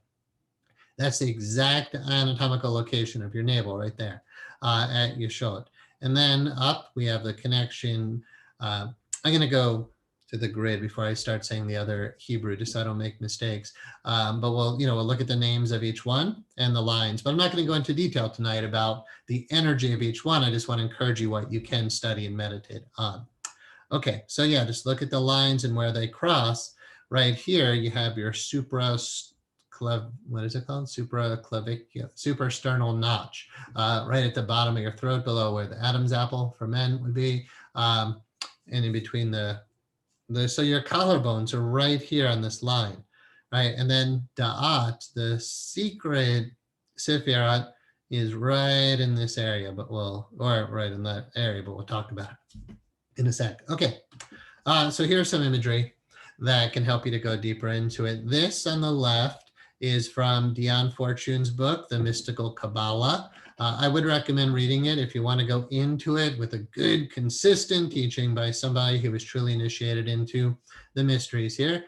Dion Fortune's The Mystical Kabbalah. So this image is on the cover of that book, or at least one edition of that book. And here we have, we're going to talk about the 3 levels that are beyond. So, but in this imagery for Kether, you can notice the first swirlings, this idea of 1,000-petaled lotus at the crown. And then it emanates down the energy. I don't have a chart of that here, but but you can look at the numbers. In the center image, 1, Kether, down the 2, Chokma, over to 3, Bina, down to 4 chesed, or chesed, chesed, I believe it is. Jews have lots of chas, which I don't speak with normally. My teacher in India, he's Indian, and some Jews came to the ashram, and they were talking, and they're and they somebody to translate for them, and he goes, "Oh, he's so cute," and in this old, like he was in his 80s. My teacher there, again, Indian man. He's like, there's a lot of chachs in Judaism and Hebrew, a lot of chach. So chesed. Don't get too caught up in the exact word for each one. You have to meditate on it. It's not only one word. It's like an entire chapter. And if you study Dion Fortune's book, it's an entire chapter to explain this one circle. And then here, da'ath. You don't have to have the H there, but there's a DA and an AT, an apostrophe in the middle, in other spellings of it. And again, we have like this 11-11 idea, this da'ath. Like, why is it 2 syllables, da'ath? And then what's in the very center of all that? So I can talk about that a bit more because it's fascinating to meditate upon. The others are too, but this is the secret one. So that's really fun. All right, so it goes like, the energy is, I think it's like a lightning flash, they call it, and it doesn't take time. So 1 to 2 to 3, over to 4 to 5, down to through Tipperat 6, down to Netzach 7, over to Hod 8, Geborah, and then Hod. I just didn't say that. So right. So 2, you got the point, right? Without me saying the Hebrew. So 3, 4, 5, 6, 7, 8, 9, 10. And then you have the paths that connect it all, which adds up to 32. 10 Sephirah, 22 paths, and da'ath is what makes for the secret Sephirah, making 33. Above all of this, and before we get to that, notice there's 3 circles in this image. The lower being the descending energetics of Anahat, the middle circle being the heart-centered energetics, and this top circle being the ascending energetics. But notice how they overlap, forming Vesica Pisces, or you might think of Venn diagrams, right, where this circle is in this circle. So a Vesica Pisces is based on a Venn diagram. There's an overlap space where these circles meet. So it's not one clear distinction, just like any gradient. Like we can say 7, 6, 5, 4, but the place between 7 and 6 is not a clear line. But because we can make these lines, we can contemplate and understand each level. All right, so we have 1, 2, 3, but now, so remember, as above, so below. In the very top region above Kether, we have the very source of all that is. So, how is it? It's not Ayin, it's Ain. Ain, so I think I'm pronouncing it correctly, but again, this is beyond even words. Where's the cursor? So Ain, Ayin Sof, Or.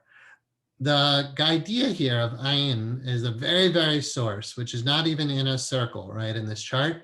If you can't see, it's A-I-N, and then it says nothing.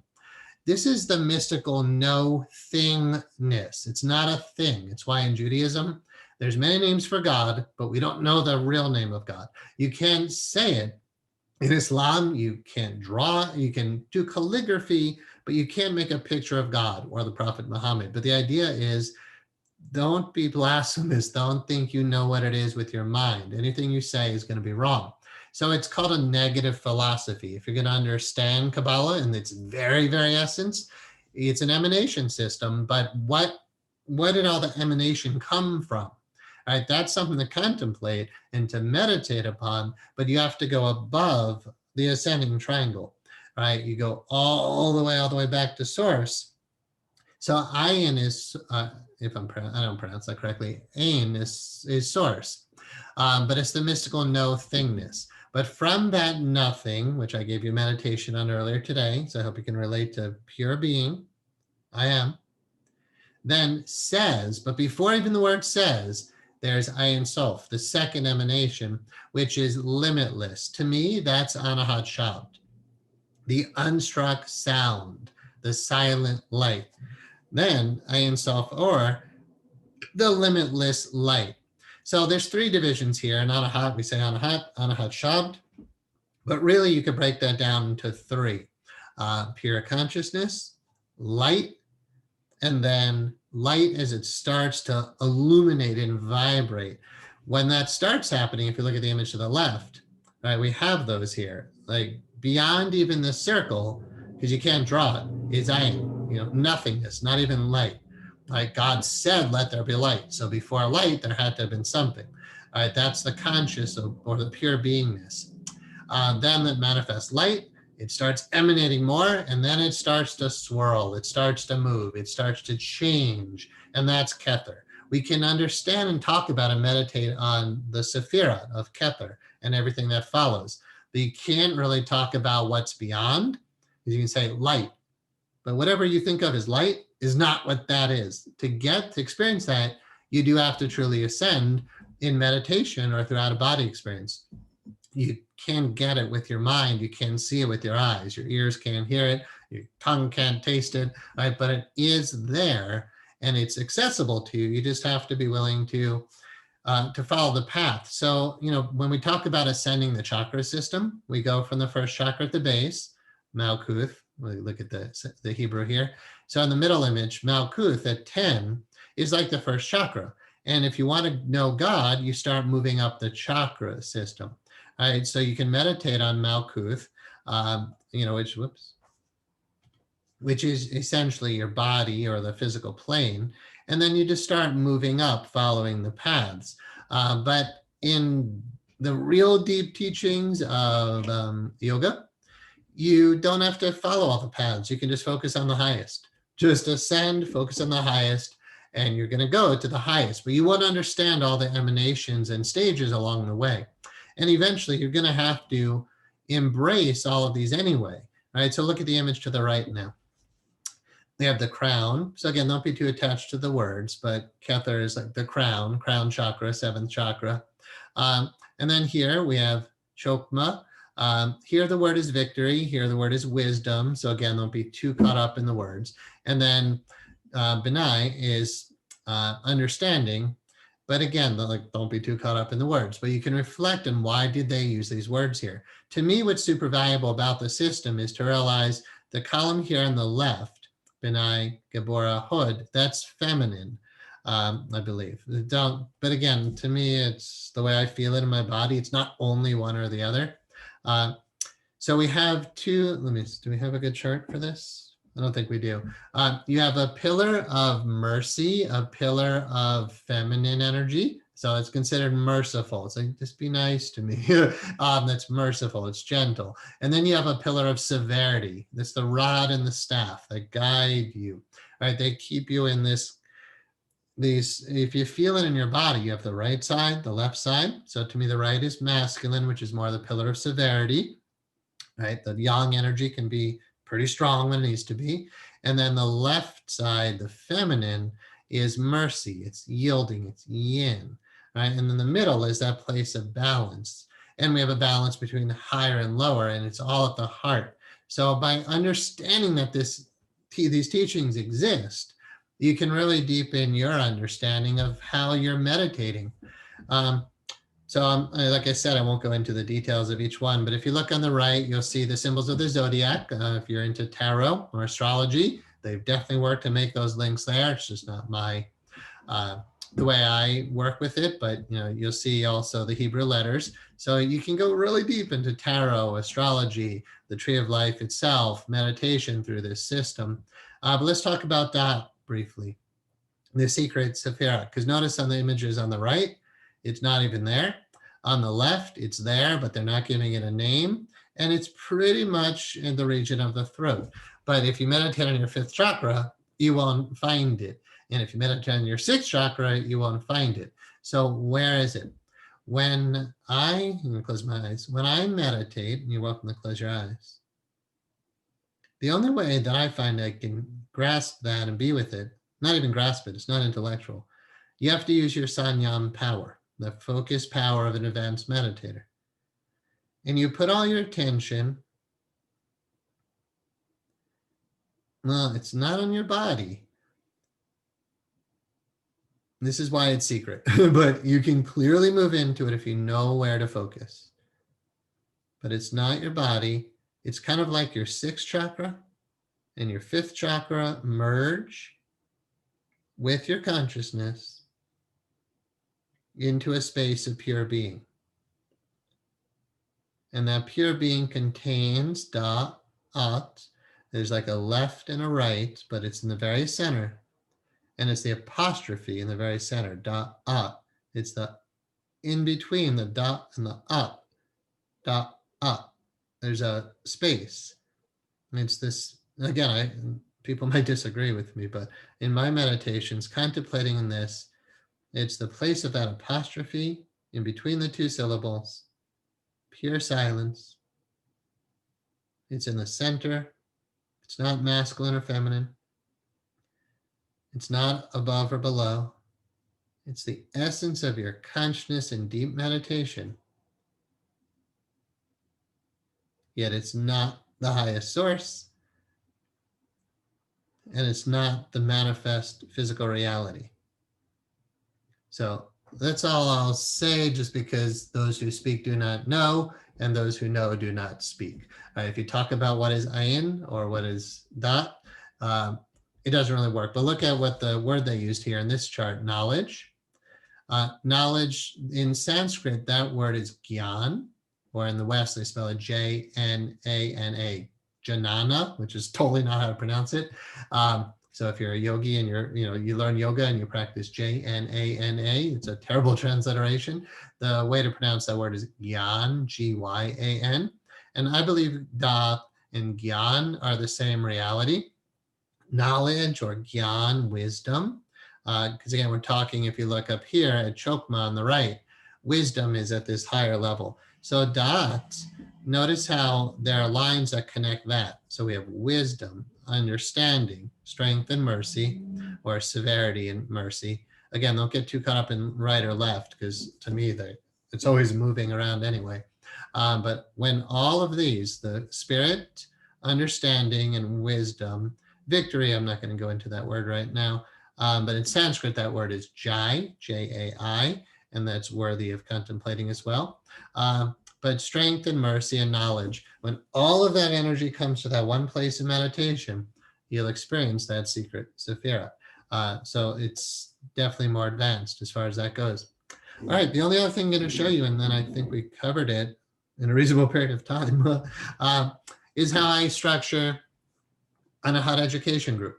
So this is called an organizational chart, and I don't always use this one. I don't submit this to the Department of Education. Every year we have to renew our license for the school, which is a really big and expensive deal. And they want to see our organizational chart. So I don't show them. It's based on Kabbalah. But in my mind, it is, and it has been for many years. So a couple of things I just want you to know about that could be helpful for you in structuring your own life or your own corporations or whatever. Not just corporation, teams of people. That's what it comes down to. So each position here, and I made these colors, if you look at the imagery on this page, the colors are relatively consistent in these traditions, but they don't match the chakra system exactly, so don't worry about it. But anyway, I'll show you that. So the colors don't really matter. That was just done for illustrative purposes, really. So we have a column of female mercy, right? The softness, the gentleness. We have a column of male severity, the power, the ability to make things happen, right? Strength. But in the very center is Kether, Chief Executive Officer. So in any corporation, and in my company, I am the CEO of Anahata Education Group. I sit in my meditation in that space, in spirit. Everything emanates from spirit. There's a left and a right side. There's masculine and feminine energy. So here we have, let's start to the right, Chokma here, but it doesn't really matter because remember they rotate around. I just want to share with you some core, really powerful ideas. So Chief Operating Officer. In a company, the CEO holds the vision, right? Because vision, remember, spirit and is seventh chakra, and vision is sixth chakra. The executive officer stays in a place of spirit and is really withdrawn. You know, I mean, as a meditator, I stay very much in the ascending place a lot of the time. I meditate in that place of pure consciousness. And then my sixth chakra opens to vision, the vision of the company, the vision of the school, the vision of the new clinic, the vision of Anahat meditation system, the vision of Anahat meditation center. Right? Like I can see all of that. Then you need to manifest your vision, right? So we know about creating and manifesting. Remember, Kabbalah is an emanation system. The tree of life is an emanation system. And I'm emanating a vision through this system. So the chief operating officer or the director of operations, and I've had both, and it's always the most valuable thing to have a COO. It's called masterminding. And it doesn't have to be your significant other, in a company. It's usually good just have another person who's a professional relationship. The COO is the one who manifests the vision. If the CEO tries to do all of it in the beginning, you have to, but eventually you want to start pulling people into your life that can help you to manifest the vision. And to have a good team and the right people in the right positions on the team, that's when things really work. And recently in Anahat Education Group, we have our weekly reports for all the staff, and we saw a bunch of enrollments, and the marketing person said, wow, we must really be in a harmony right now. And we are. I hold this structure, and the team doesn't necessarily know. Like maybe the chief operating officer in a company right now was introduced to these ideas, but hasn't necessarily gone through this whole system to fully understand what I'm doing in structuring the company. So I'm the COO. I send the vision to the CEO. I'm the CEO. I want to be sure I said that properly. I send that to the COO who makes it happen. So one of the major teachings is don't go out to energies. Let energies come to you. And as the king of your own kingdom, you don't have to go down there. You can stay on the top of the mountain, figuratively and literally. You can sit in the seat of higher consciousness, and you don't talk to a lot of people. You don't waste your time like in government, not our current government, but in an ideal sense of government. I don't even want to use the word right now, but the president, the person who's sitting at the top, shouldn't have to do very much. Right? In Taoism, the wise leader is someone who nobody ever sees. And you're truly leading well when they don't even really know who you are. When you have to be on the news every day in people's faces, all right, that's not that's not what it is. True leadership, and I would recommend the book, I think I did to you guys, The Tao of Leadership.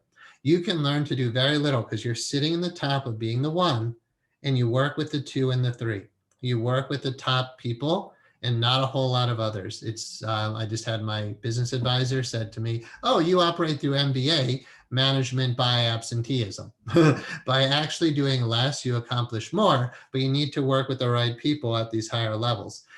So the chief operating officer manifests the vision. You talk with that person the most. Then in my company on the left, in Bina, which again, remember is feminine and merciful, is the admissions department of the school. The admissions has to be kind, soft, loving. Admissions is really sales, right? The admissions person is a salesperson, yet we have to welcome people in a very kind, loving way. That's a very important person in my company structure. It doesn't have to be admissions in your structure, right? You might not have an admissions department, but for me, that person is also right up there. And I really essentially only have to communicate really with one person. Position 2, the chief operating officer. That person, I'm not saying names now because people change, but right now we have like the best COO that I've ever had working with me for sure. And if you know who that is, you'll know why I'm saying that. Our COO is phenomenal, and we talk pretty much every day, but I don't have to talk to the other people. If the COO is amazing, and again, I won't say names right now, but that person is, then I really never have to talk to anybody else. I can run the entire company. This is why like a king in a castle sits on a throne. And every time you guys see a movie and the king is just sitting on the throne, like, why is that person sitting there all day? Just be still and just sit and run your entire kingdom from the throne, from the crown. That's why the crown is there. So you really only have to talk to that one other person. But again, this person up here is very important. But remember, in Kabbalah, we have a line between the two, right? So 2 talks to 3, and I can talk to any of them, right? From the crown, I can connect to anybody in the chart, but it's pretty rare that I connect with people functioning in the lower levels now. And lower doesn't mean less than, right? You could have somebody who's functioning in my organization at number 10, who would be like a student in our school, would be somebody at number 10, but that person could be, and I'm encouraging, they're at the top of their own organization. So it's a relative thing, and it's, you just want to consider in your vision that you're at the top, but in other people's visions, you want them to be at the top. The idea in corporations is don't be on the corporate ladder. Don't work for somebody else. Don't make somebody else rich. Don't be on the corporate ladder. Own the corporate ladder. Right? If you sit at the top of your own kingdom, again, remember, here we have Kether, crown, and we have Malkuth, kingdom. To manifest your kingdom, to be the king who sits on the top of the throne in your kingdom, you can't necessarily be down there. But again, you have to pull a team around you. All right, so here, we're talking 10 people. With Anahat, the numerology is more 12. So I've always envisioned the 12. And that's kind of what's happening right now. There's approximately 12 of you who are here live right now. There's a bit more, and more people watch the videos. But generally, you surround yourself like Christ did with the 12 people. Like you don't need a whole lot to manifest a kingdom, to create a legacy, to create an empire, right? The emperor, right? The king, the one who's sitting at the top, doesn't have to ever leave the castle to manifest an entire kingdom. And metaphorically speaking, that means meditate, and you don't have to leave the seat of meditation. Okay, then I just want to point out here in this chart, whoops, Tiphereth at the heart. This is where I position student services. Once somebody's enrolled through admissions, then they're handed over to student services. But there's a relationship between student services and the chief operating officer, and a relationship between student services and the chief executive officer. But I hardly ever have to talk to the student services person or people. Admissions talks to them, that line, and chief operating officer talks to them. Then there's accounting. Notice that's on the male severity side, right? Dealing with the numbers. So we have 2 accountants. We have a bookkeeper who's also serving as a CFO role. Well, there's that. But I don't have to talk to that person very much at all either. Then on the left, we have marketing. It's intentionally a more female presence in my association. So the 2 accountants are men. The bookkeeper's a woman. But here on the left, in the column of mercy, in chesed, we have marketing, and a lot of the imagery you can see on instituteofhypnotherapy.com. It's created by a team, but largely it's created by one woman who's this beautiful artist with marketing skills. And I purposely chose, I put that in quotes, chose her because like the beauty, and look how close chesed is to Tiphereth, right? Beauty here, and then if we go back here, again, like, left and right, don't get too caught up in. So here, there's the idea of mercy and beauty, this relationship of kindness, if you will, and beauty, because the marketing is meant to be very inviting. And then below that, you don't really focus on much once you have the structure. So notice there's a 6-pointed star here in the top, from Kether to Tiphereth to Gevora to Chesed to Benai and Chokma. So there's a 6-pointed star. This is the Supernal Triangle. Let's go back here. So at the top, this is the Supernal Triangle. And then we have a 6-pointed star with the Ath in the very center of that. All right, so as the king, you're basically functioning in the higher levels. But the lower levels are important, and you need a good structure there. So in Anahat Education Group, we have directors of locations, and we have instructors, and then we have supervisors, and then we have students, right? And that's like the place where the training occurs.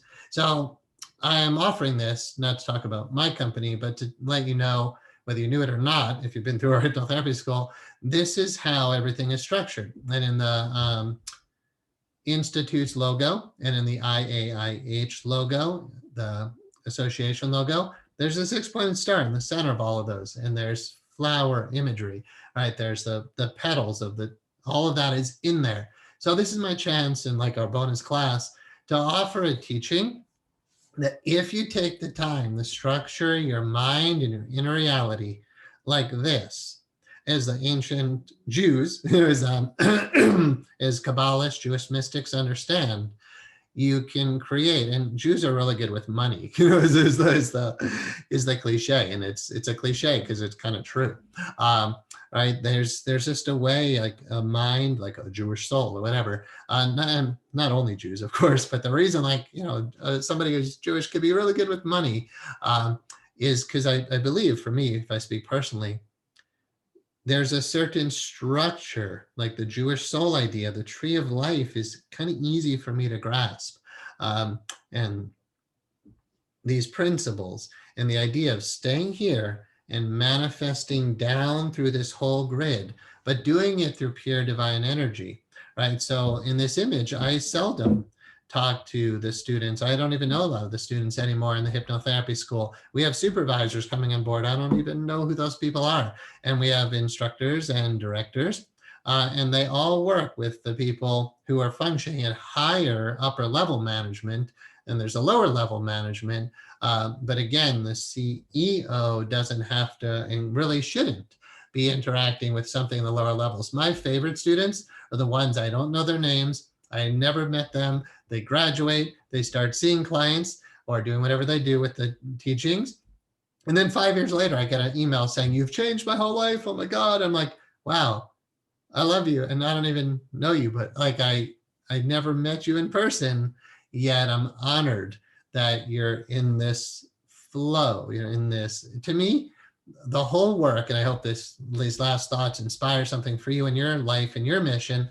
This company, Anahat Education Group, which includes Anahat Meditation and the Hypnotherapy School and the Association and Silent Light Publishers, it's essentially the structure. All of that is a sales funnel to God, right? When somebody comes in, I think, oh, I'm going to learn hypnosis.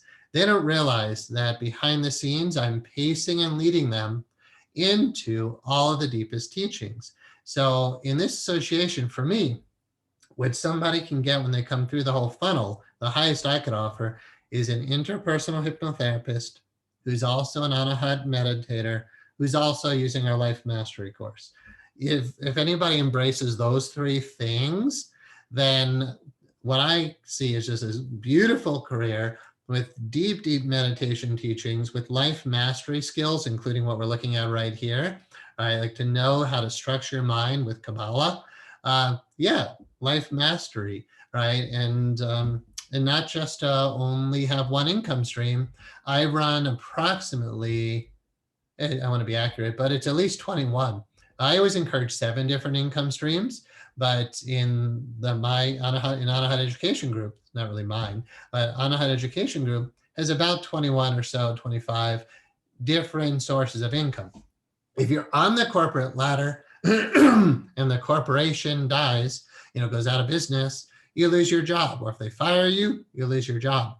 But if you own the corporate ladder and you have multiple sources of income, even if one income stream dries out, you're still really solid. So it's not about money, right? But it's about life mastery. And for me, life mastery has a lot to do with understanding the structure. All right. Believe it or not, we did that in less than 2 hours. I'm going to stop sharing.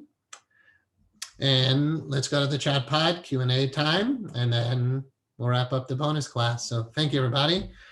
Let me get a cough drop, and we will. Quick question for clarification purposes in the context of Kabbalah. Consciousness without sound and before vibration initiates the emanation of the Sephirah and creation through intention firstly, and then through the vibration of Om, ? I'm contemplating on how it unfolds in the course of manifestation. Sure. So the first thing is not to be too attached to words. Remember, words are twice removed from reality. Yet, because we can only use words right now, but I can encourage imagery as well. So consciousness without sound, without vibration. emanates all of the spheres, right? And then all the spheres of influence, the major ones that we're calling Sephirah. And then through the vibration of Om. Don't see it sequentially, see it simultaneously. So when we talk about Ashtanga Yoga, the 8 limbs of yogic practice, we have numbers 1 to 8, which goes from Yam and Niyam, if you know that system, through asana, body posture, through, I don't have to go through all of it, but there's stages in the yogic practice leading to stage 8, Samadhi. But when you teach Ashtanga Yoga, you don't want to just teach, you'll get to Samadhi someday. You can start teaching Samadhi teachings right away. So if you see the 8 limbs, like when a body grows, it's not like my left arm grows, then my right arm grows, then my left leg grows, then my right leg grows, right? And then all the other appendages appear, right? It all happens at the same time. So if you see your body as a microcosm of God's body, which is the universe, you emanate yourself all at once, right? And the core is there in your zygote, right? Which is actually, if you look at that, the 1 cell becomes, or the 2 cells, becomes 1, 2, 3, triangle. Then the 3 becomes 6, right? Your body in the womb is a star tetrahedron. Those cells take that shape. They're all there simultaneously, and everything grows out of that. But if we're talking origins, Om and vibration, the way I grasp it or understand it, it's a reasonable word here because of Chokma and Bina, like understanding and wisdom, at that higher level. Remember, above the Supernal Triangle is that higher level, Ein Sof, Or. Right? That is very hard to talk about because it's beyond all words, but we have Ein, which is pure emptiness, the mystical nothingness. That emanates light, but not with vibration yet. That's Anahat Shabd, the unstruck sound. But the unstruck sound, Anahat Shabd, that's why our company is called Silent Light Publishers. It's light before the light vibrates. Then the Om is when the 1 becomes the 2, we now have a line. Without 2, we don't have a line. Now that we have a line, those of you who are musicians, if you have 2 points and you have a string and you tune that string just right, now when you pluck it or whatever, you get a sound vibration. So imagine the 1 becomes a 2 and it can now vibrate. But before vibration, there's the line, and the 2, that from 1 to 2, remember father, son, if we use masculine words here, or mother, daughter, but just think cosmic, father, sonship, the 1, the source, becomes the 2. And then that vibrates, emanating everything else. Right? So Om, you could consider to be the 3rd emanation, Ein Sof Or. Om is 3 syllables. It's A-U-M. When you see how Om is drawn, it looks like a number 3. Right? And it has this idea of this vibration in it, but it has this one little point. So everything about the symbol of Om in Sanskrit is about 3. Right? The 1 becoming the 2 becoming the 3. And Om is very much in the chakra system, more the movement into the 3rd eye region, 1, 2. But when you have 1 and 2, then you have 3. All right, it's a great question. I hope that helps. Thank you. Not sure how to integrate or include these with Anahat meditation. For example, how do I include the right and left columns? How do I connect with the hidden chakra? So I don't fully know how to do it either. All I do, like for instance, so thank you. It's a really good question, right? Like we should know, how do you work with this? Well, for instance, when you ascend, you can realize, all right, you've been going to the 7th chakra, but I would go back to the imagery, but hopefully you get it now.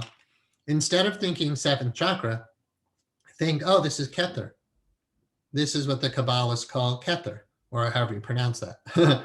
Now, what do they mean by that? and you'd have to study the Kabbalah. You'd have to, and the book I'd recommend again is The Mystical Kabbalah by Dion, D-I-O-N, Fortune, Fortune, right? Dion Fortune.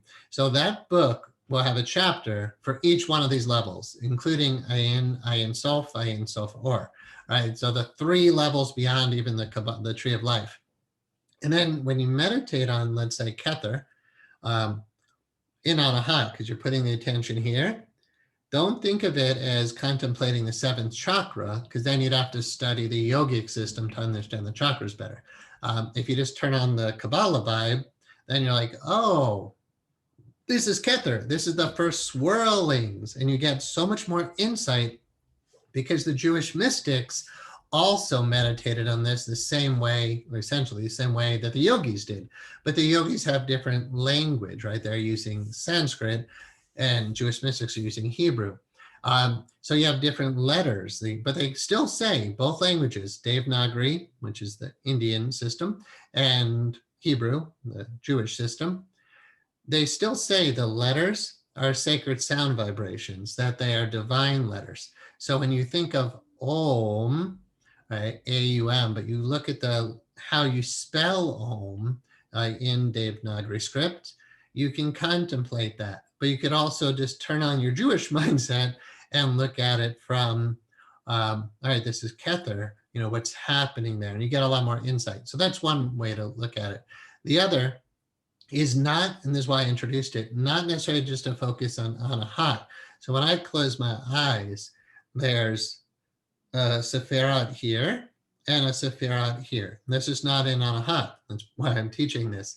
And Kether, me, the king, the one who's in the seat of the higher consciousness, CEO, interacts with COO. And in my mind, I visualize, if you will, that person here. Not only here, that person can change roles too, right? COO could help with student services, but there's a connection in my mind. So I can think of, all right, who's in my heart center right now? It's not always the same person, but like, all right, we're going to hold student services as a general idea here. We know about Anahat at the heart, right? But now you might consider it, oh, but that's also called Tiphareth in Kabbalah. In Anahat, we focus more on the heart and love. But in Tiphareth, we focus more on beauty, right? And that helps us to blossom other qualities that the yogic system might not acknowledge. But the yogic system doesn't acknowledge this right or left side. So, I mean, it does as Ida and Pingala Nadi, but those are right in the spine. Here we have these 2 columns. And when you do the descending triangle, here, these 2 Sephirah at the shoulders, they form the top of the descending triangle. But in Anahat, we don't talk about those 2 spheres. Once you know there's 2 spheres there, so you're not going to do levels 1, 2, 3, 1 and 2 essentially in Anahat and focus on Kabbalah. That's why this is a bonus teaching. But when you are, so, you have a triangle here, right? Shoulders to head. You can exhale down that triangle, and now you're at the shoulders. But now you could contemplate the 2 Sephirah here.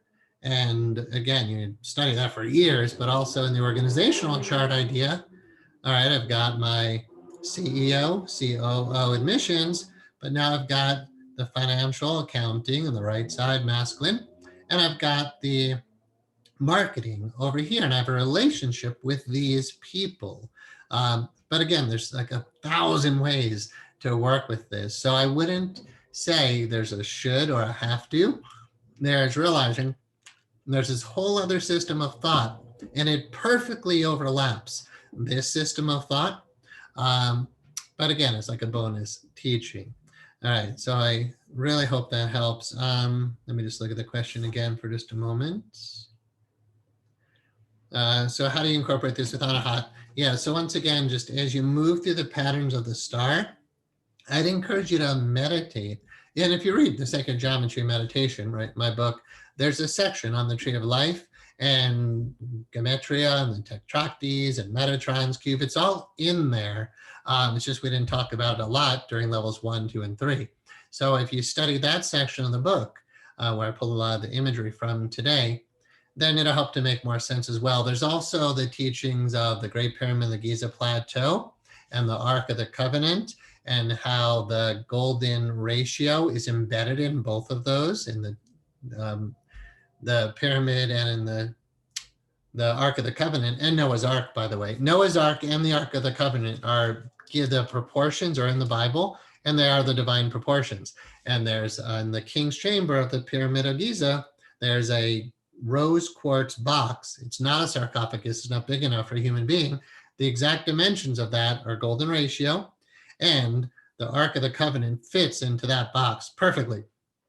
So I'm not saying there's like an exact way to meditate on this. This is what contemplating the ancient mysteries is all about, right? Like, there's a divine proportion, but when God, speaking probably a bit more metaphorically here, said, Noah, build an ark. He said, this is how to do it, this many cubits by this many cubits. But why is that based on the divine proportion? All right, so whether there was an actual flood in a Noah and an ark, I don't know. But what is the deeper teaching? That's the stuff you contemplate. So contemplation to me is not as rigid as meditation on lines and focus. It's just like being with an idea. Like, all right, and then you said, what is, how do you meditate on dots, on the hidden? Let me just find that question again. How do you meditate on the hidden chakra? It's hidden for a reason. It's not hidden because somebody hid it. It's just super deep. For me, when I go to that place, I have to use Samadhi. You only get there in Samadhi. It is Samadhi, essentially. But it's Samadhi, like if I put my hands where I go with my attention, it's right where they put it in the imagery. So practice putting your attention, but it's like, it's kind of in front of you, but it's not in front of you because you are it. Like, that's why it's hidden. So just contemplate it, read about it, study it, and in deep Samadhi meditation, like the deepest Samadhi that you could attain, which is really Nirvikalpa. I mean, in this context, so to be in Da'at is to be in Nirvikalpa Samadhi. And remember, Nirvikalpa means no imagination, just here I am. Yet, because it has a name, Da'at, you have a left and a right. And as you move into that space, narrow the field of attention and Samadhi right into that space, in that And like to me, when I'm in there, this mudra, this blessing that the Kohanim give, I'm like, oh, that's like in my lineage for 5,000 plus years. And this whole 11-11 phenomena, this is an 11 and 11, and 11 and 11, like right in the very center. To me, this whole path is all about self-realization. It's about knowing who you are fully and completely. So I've alluded to you guys, I have very deep connections to the Vaishnava tradition. Krishna is a gopi. I consider myself a gopi, somebody who loves Krishna and Radha Krishna and that whole mythology, if you will. But when I go into Da'at and I'm moving into this 11-11 sacred beingness, it reveals who I am, and it will reveal who you are. But I can't tell you who you are. But through understanding these systems, Kabbalah, chakras, Anahat, meditation, you'll understand everything about you. You'll understand descending and what it means to be in your body. And you'll understand your body better. It's like my body is not a football player body. It's like, oh, okay, this is a different kind of body. This is a meditator's body. All right, thank God. I'm not a football guy. It's all great, but big muscles and filled with meat. And people are like, what I mean is like, eating animals your whole life. I'm not judging, but that kind of body is hard to meditate. They couldn't really feel these energies the way that I do. They'd have to start eating more pure and vegetarian and making their body less dense. So I've learned, oh, my body is that kind of body. Thank God, right? So you meditate on your own body, and that's like Malkuth, the first chakra, the first Sephirah, or the 10th Sephirah at the bottom. So you're contemplating and being with each level of your being. And like second chakra, or the region of Yeshod, down towards ascending at the Hara, descending. Now we're kind of being with the sexual energy and self-knowledge. Who are you as a sexual being? Right? I can't tell you what that is, but you contemplate and be with it. You're like, oh, that's who I am. I get me now. Okay, that's cool. Nice. Like, I love me. Wonderful. Like, that's what I am. Okay, beautiful. And every chakra, every Sephirah is a contemplation on who you are. But since you asked about that more, that hidden Sephirah, yeah, you just have to meditate, contemplate. But essentially, eventually you're asking, who am I on that level? And the only way to really know that is Nirvikalpa Samadhi. All right, thank you. Next. So thank you for your questions. I'm happy to talk about this, of course. Someone said, amazing lecture, thank you. It's so wonderful that we can now align the Tree of Life model and the emanation of the Sephirah into the meditation system. I feel that it's such a wonderful addition to level 2 and 3 teachings, where we can contemplate these subtleties in the addition to sacred geometrical energetics. Thank you, beautiful. I knew this one class had to occur. Obviously, I could keep teaching, and we might do that in 2021. Because, you know, there's like what we just did, like in our hypnotherapy school, there's transpersonal, and people are like, you should do transpersonal part 2. So everything we just did in 2020 was transpersonal part 2. There would be potentially enough stuff in there for transpersonal 3, but I want to say thank you for acknowledging that, because yeah, this one teaching is stuff that's in the book, Sacred Geometry Meditation, stuff that I meditate on and use from, very practically from my business, but I didn't share with you guys yet. Someone said, Matthew, these teachings have been such a gift. Thank you. I love the phrase of a simultaneous unfolding. In the ocean of God, everything then is the wave. You got it, exactly.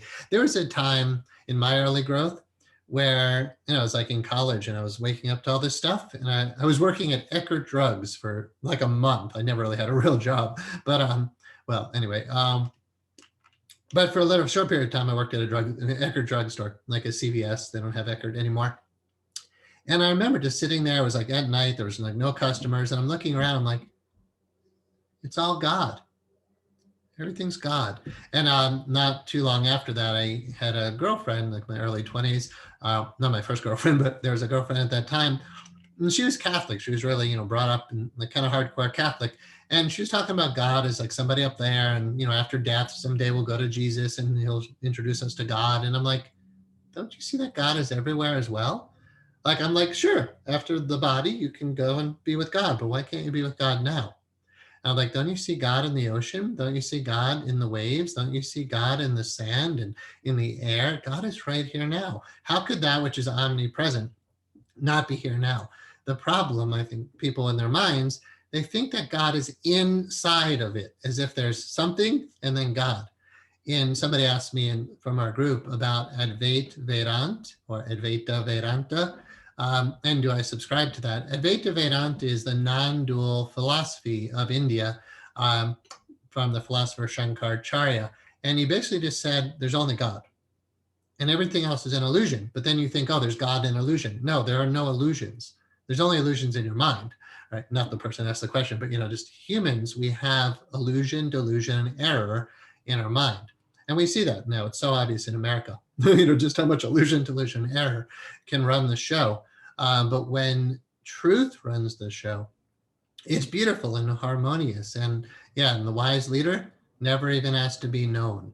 And the wise teacher, the one who's leading an organization, it barely has to show up, just stay in meditation and, function from that higher level, but in alignment with the reality that God is everything, God is everywhere.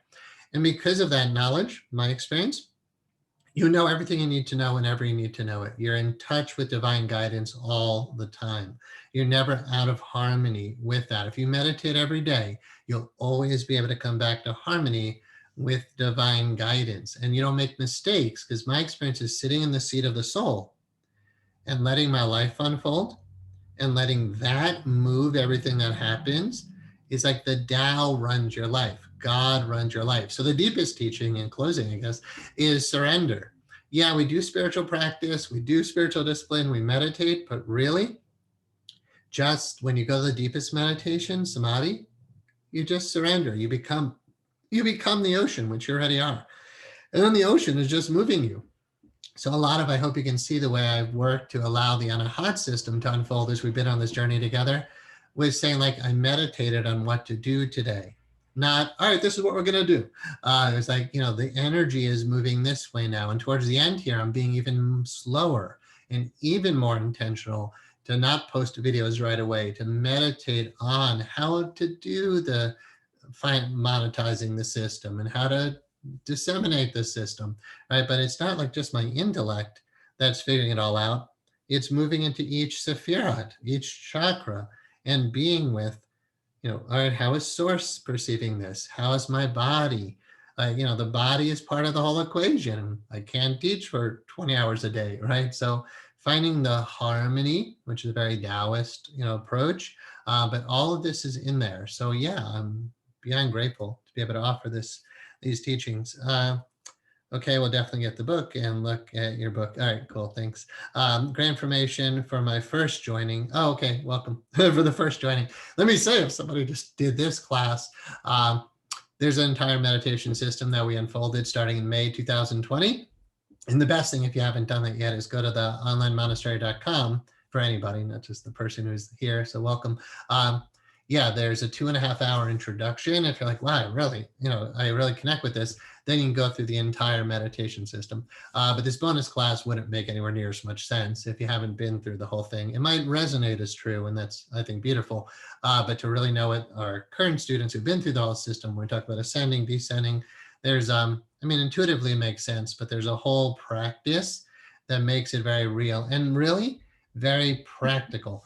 A Course in Miracles, it says something like, the miracle, learning the Course in Miracles, learning that way of being is the most practical thing you could do. You think, well, meditation doesn't seem very practical. I'm just sitting there doing nothing. I lived at Zen centers in a Zen monastery. And like the idea is, why would a well-educated, I don't mean to bring in skin color, but like the person who sat there, it's like, why would a well-educated Caucasian male who could basically do anything in the world, right? Where it's kind of your kind of privilege for being born into, and again, I don't like talking this way, but the point is, somebody who's pretty together, who could do pretty much anything with their lives, why would they just sit and stare at a wall all day? That question was brought up. Why would somebody who's privileged and has the ability to do pretty much anything with their life, why would they just sit and stare at a wall? And you really had to contemplate that, and the idea of, how do we save all sentient beings? How do we be of service to all beings? Sit and do nothing. How do you become wonderfully successful and wealthy and financially free? Sit and do nothing. In A Course in Miracles, it says, I need do nothing. In Zen meditation, the highest state is shikantaza, just sitting. All right, so when you meditate and you get really clear, here's a quick story in closing. Zen Mountain Monastery, where I spent time, lived. When they first bought the building, they got a mortgage, and it's like, amazing building, but they couldn't afford it, actually.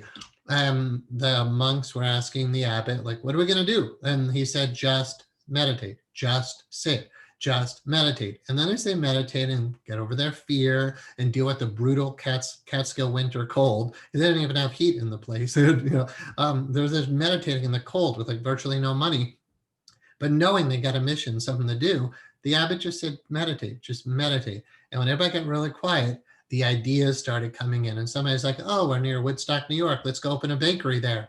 And they opened a bakery, and that's what ended up giving the initial funds to start the monastery. The point is, in the silence, all the answers are there, all the guidance is there, but people are so caught up in their conscious mind, and they're so busy doing.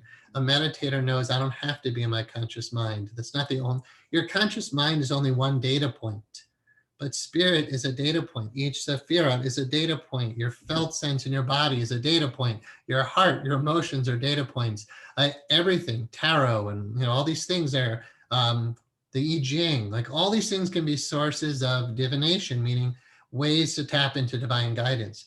And as an advanced meditator, which I hope you guys feel like you are now, you could go into the Sephirah of Tiphareth and say, what is that energy? What is my Anahata chakra? What does that say about this right now? And here's the real deep, not any deeper, but in closing, your relationships in your life, especially the really sacred ones, they're all sacred, but like your significant relationships, be sure all of your chakras line up, right? All the Sephirah line up. When you feel 100% connection with somebody at all those levels, like that's a yes. When all your chakras light up, it's like, whoa, yes. Then you know it's a yes. And to me, knowing that one thing, when all my chakras light up, I trust that. And it doesn't, my conscious mind, I don't need to think it out. I'll be like, huh, that makes sense. That's logical. That's cool. My intellect will confirm what all my chakras on all the Sephirah and all the paths that connect all those, when your whole being lights up is a yes, that's the way to go. And just knowing that one thing, you sit and meditate, and when you get a yes, you're like, ah, okay. And then you go with that. So thank you, everybody. All right. Any last questions you're sharing or anything else before I wrap it up? Beyond honored to have shared all this with you guys. I'm not going to be sappy, and this isn't the end. It's just a conclusion of this chapter. Wish everybody a wonderful, safe holiday season is here now. Safe New Year. And then let's all pray that 2021 is a lot more harmonious. I think 2020 was just a whole lot of breaking down structures and, turning everybody's head upside down. And then ideally, a lot of us, not just us as Anahat meditators, but there's a lot of people in the world right now who are dedicated to creating a better future. So I look forward to seeing what happens with all of us in 2021. And again, I really hope you stay safe. And yeah, I'm here for anybody. Email me if you know my email address, if you have questions or if you want to keep moving ahead as a teacher with this. And I look forward to continuing relations with you guys. Thank you. All right, I'm going to stop recording. I'm still here if you want to chat. So thank you, everyone. And I'm honored. Good night.